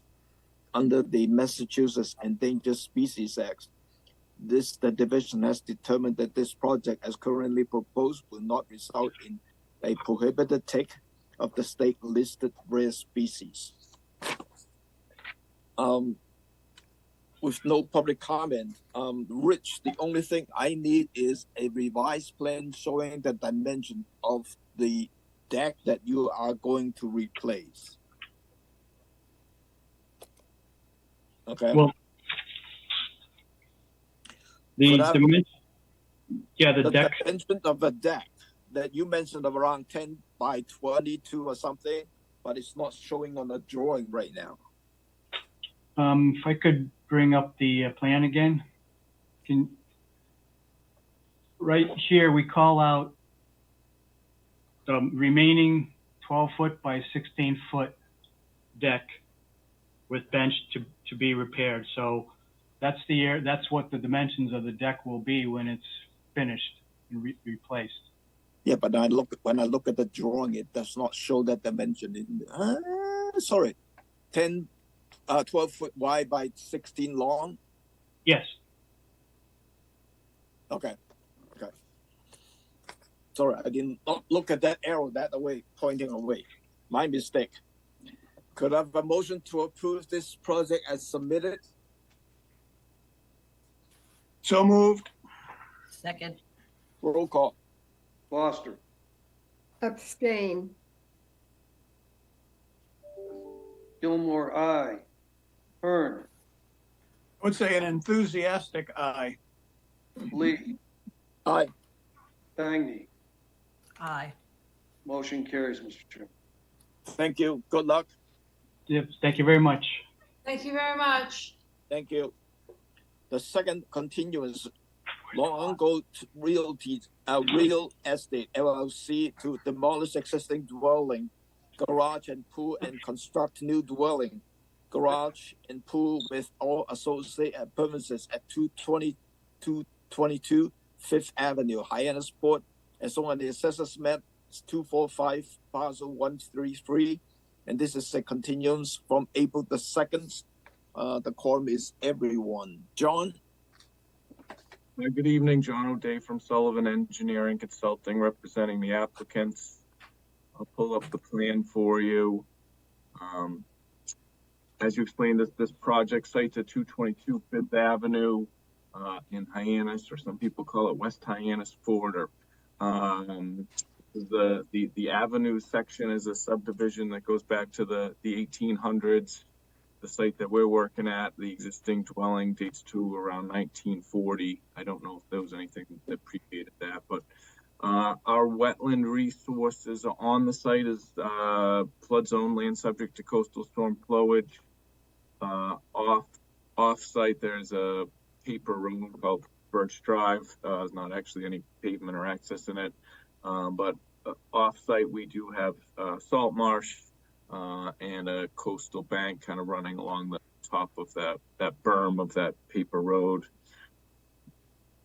As described, the project as proposed is to demolish the existing house, an existing pool, an existing garage, and construct new of all of those. A good portion of this property is located within the 50-foot buffer to the coastal bank.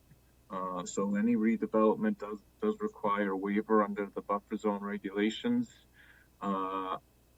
This project as proposed results in increased separation of the bank, a reduction in hardscape in the 0 to 50, and a reduction in hardscape in the 50 to 100.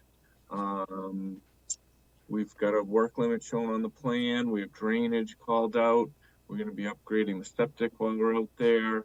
I hope that all in all, this is a pretty good project for everyone. I'd be happy to answer any questions. Thank you, John. Question from the commissioner?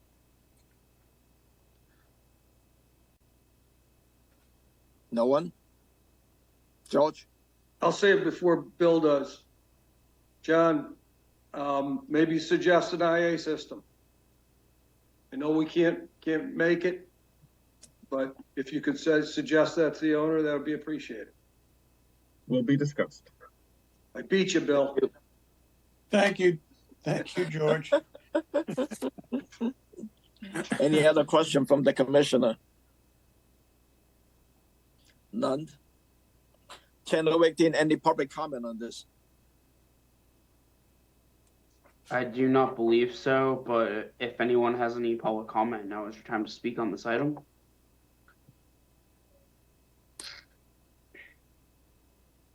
Seeing none. None. Could I have a motion to approve this project as submitted? So moved. Second. Roll call. Foster. Aye. Gilmore, aye. Ern. Aye. Lee. Aye. Bagney. Aye. It's unanimous. Thank you. Good luck, John. Thank you very much, everybody. The last continuances is Bruce Ryder to construct a 13 by 15 four-season porch, 10 by 14 shed, replenish beach sand. I don't think we are doing that. Removing invasives and repair retaining wall at 73 Lake Drive, Centerville, as on the assessors map 230 parcel 085. This is a continuance from April the 2nd. The form is everyone. And we have a revised plan stated April the 10th. Who is here to representing the applicant? Hi, Amanda Cavalieri with Gary and Howland. Hi, Amanda. How are you? Good. If I may share the plan? Yes, please. Okay, can everyone see that all right? Yep. All right. So, after the meeting, we listened to all the concerns and questions that the commission had. We've updated the plan and submitted that. So a couple of the things, the shed has been reduced from a 10 by 14 to an 8 by 14. So that's been reflected on the plans. We have also removed any proposed replenishment of the existing sand area. So that area will remain as is, no change. We have updated our hardscape table to be a little bit more clear, reflect the proposed changes to the existing dwelling, the existing patio, and the deck. So we have a total hardscape area of 48 square feet within the 50 to 100, and a total of 62 square feet in the 0 to 50.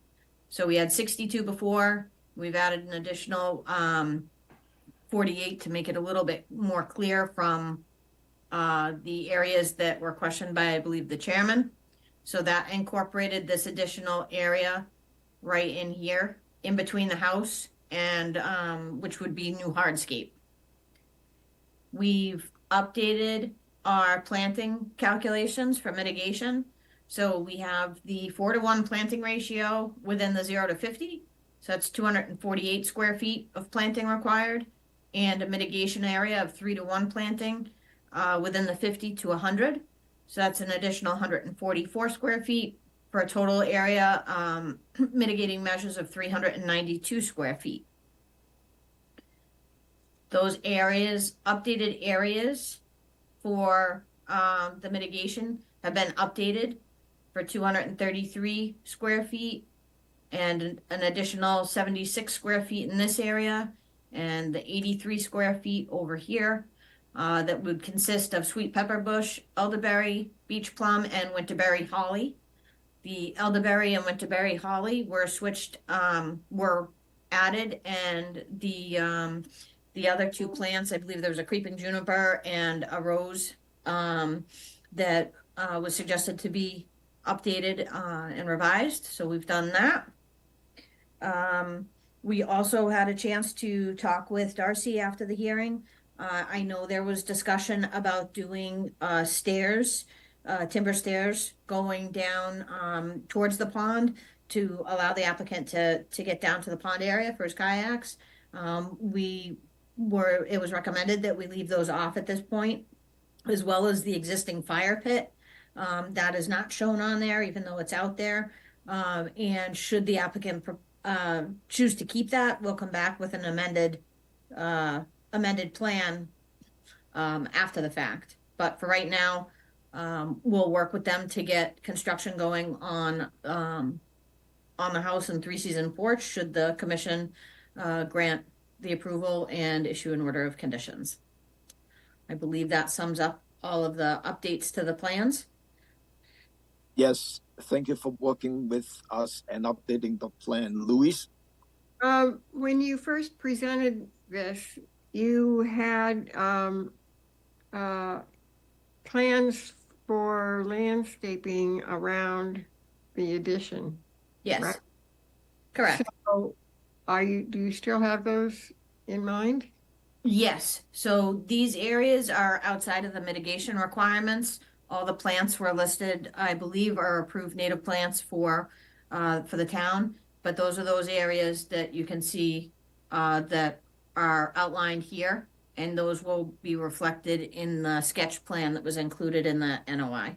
Okay, at that point, you had been talking about lavender and knockout roses and so forth and so on, but all that's gone and you're back to the approved plans.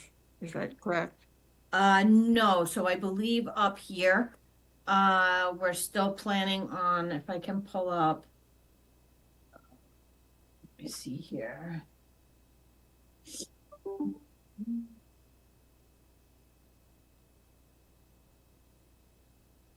So, oops, not this one. Put that one down. There we go.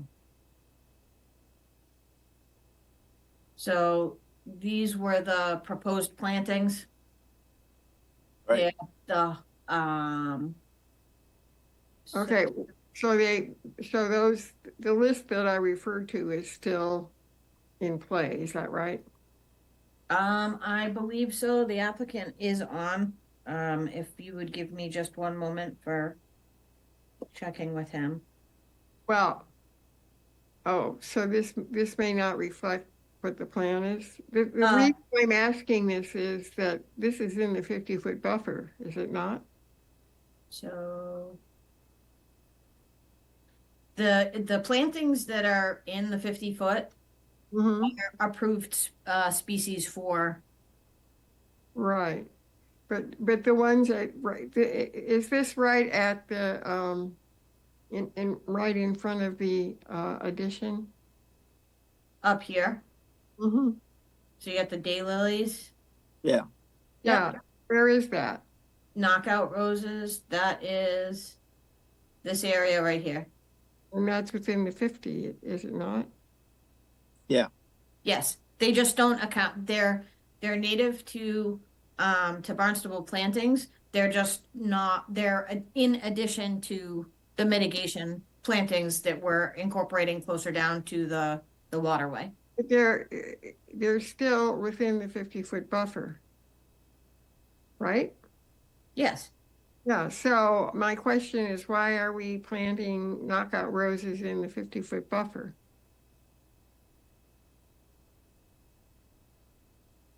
I mean, it seems to me we ought to be planting native plants, or at the very, plants that have been on our approved list, not coneflowers and lavender and so forth, because you're in the 50-foot buffer. Is there a difference, if I may ask the chairman, is there a difference in plantings that are allowed within the 50-foot versus the 100-foot?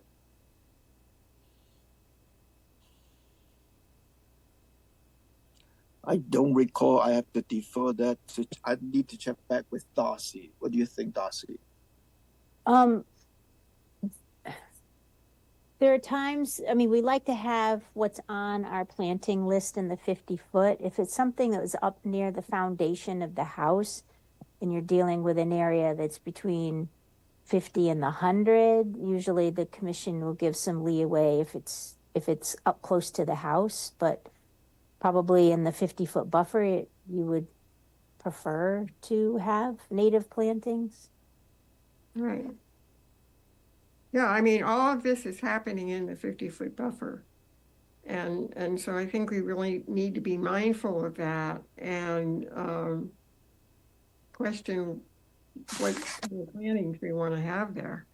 And the applicant said that we'll plant whatever the commission wants. If there's a certain species that that you don't want, they did try to pick out, and their landscape designer did try to pick out plants that were native to Cape Cod. And I'm just looking through the list that I have in front of me, but they're flexible to planting whatever the commission wants within the 50. Okay, well, I would propose. Darcy, do you have a copy of this plan? That was included in the NOI. That was the original, that came in, yeah, with the original notice of intent. I remember that we discussed about swapping out the ones that were close next to the pond. Yes. I missed the part that Louise mentioned that she wanted these changed out. I don't, if she says it, then she did. I did not relay that with Amanda. Either Amanda missed it and I missed it. So yeah, I thought it was just the wet-based plants that were the bigger concern with down by the water, that can handle the wet areas. So the elderberry and the winterberry holly were the alternatives to the other plants that were down there, which were, let's see. So what I'm getting is that, is maybe you can revise this plan, but we can approve it, but subject to a receipt of a revised plan showing that native planting within the 50-foot buffer. We have the list on we have that list that we're referring to. Might be different than the list that you have, but right. It's on our website. Yep, I believe that's the one I have, the Cape Cod Cooperative. Yeah, I just didn't know I don't know what knockout roses are. Or they're not. I would be amazed if they're on the yeah. Okay. That way. Okay. So yeah, if we could have that as a condition that we can update the landscaping plan and present the plantings to the commission, or we can present them to me, to Darcy. No, to Darcy is fine. It's not that I'm against knockout roses and lavender. My point is that we should be working with native plants because we are in the 50-foot buffer. Okay. So, and we love pollinators too. So if you think of anything that would help with pollination, okay. I'm supposed to push that for the mayor's pledge. They call it the mayor's pledge, but the town manager signed off on it. So, okay. Is there any other question from the commissioner? None. Angela. Yeah, I just wanted to thank the homeowner applicant for working with us, because I had a lot of issues when I first saw this, and coming back with the revised plan, it looks like they are really trying to work with the commission to lower the impact on this resource. And I really do appreciate that. So I want them to know that, but thank you. Yep. Thank you. Oh, thank you for working with us to change the plans, take out the speech nourishment and all that too. So I'm sorry, Tom, I wanted to clarify one thing. For a set of stairs, that wouldn't be like a revised plan hearing. It would be or amended plan. It would be an amended order because it would need to be advertised. So I just wanted to clarify that with Amanda. Okay. Yep. 10:18. Any public comment on this? I do not believe so, but if anyone is here for public comment, now is your time to speak. Seeing none. Could I have a motion to approve this project subject to receipt of a revised landscaping plan for Darcy to review? So moved. Second. Roll call. Foster, Aye. Gilmore, aye. Hearn, Aye. Lee, Aye. Bagney, Aye. Excuse me. unanimous. Thank you. Good luck, Thank Amanda, and good luck. Mr. Chairman, I have one quick question for you. As far as schedule goes, the order of conditions, approved once we get that updated list of landscape plans to Darcy. Yeah. How soon can they start? I know there's a 10-day appeal period once it's issued and it has to be recorded at the registry of deeds, but they do have an area on the house that's part of this project that they'd like to start getting supplies ordered and some of the rotted areas addressed. Is that stuff that they can do that's in that areas outside of the 50? I think so. Yeah? Okay. Yep. Perfect. Well, thank you very much. Thank you, everyone. Thank you. We have two easy certificate of compliance. Bernadette T. Reinhardt, SE 3-5770, Anthony and Mary Basomo. Trust SE 3-5868. Could I have a motion to approve? So moved. Second, Roll call. Foster, Aye. Gilmore, aye. Hearn, Aye. Lee, Aye. Bagney, Aye. that's unanimous. Our next hearing is at 6:30 on April the 30th. Could I have a motion to adjourn? So moved. Second. Roll call. Foster, Aye. Gilmore, aye. Hearn, Aye. Lee, Aye. Bagney. Aye. We are adjourned at 6:30 on the nose.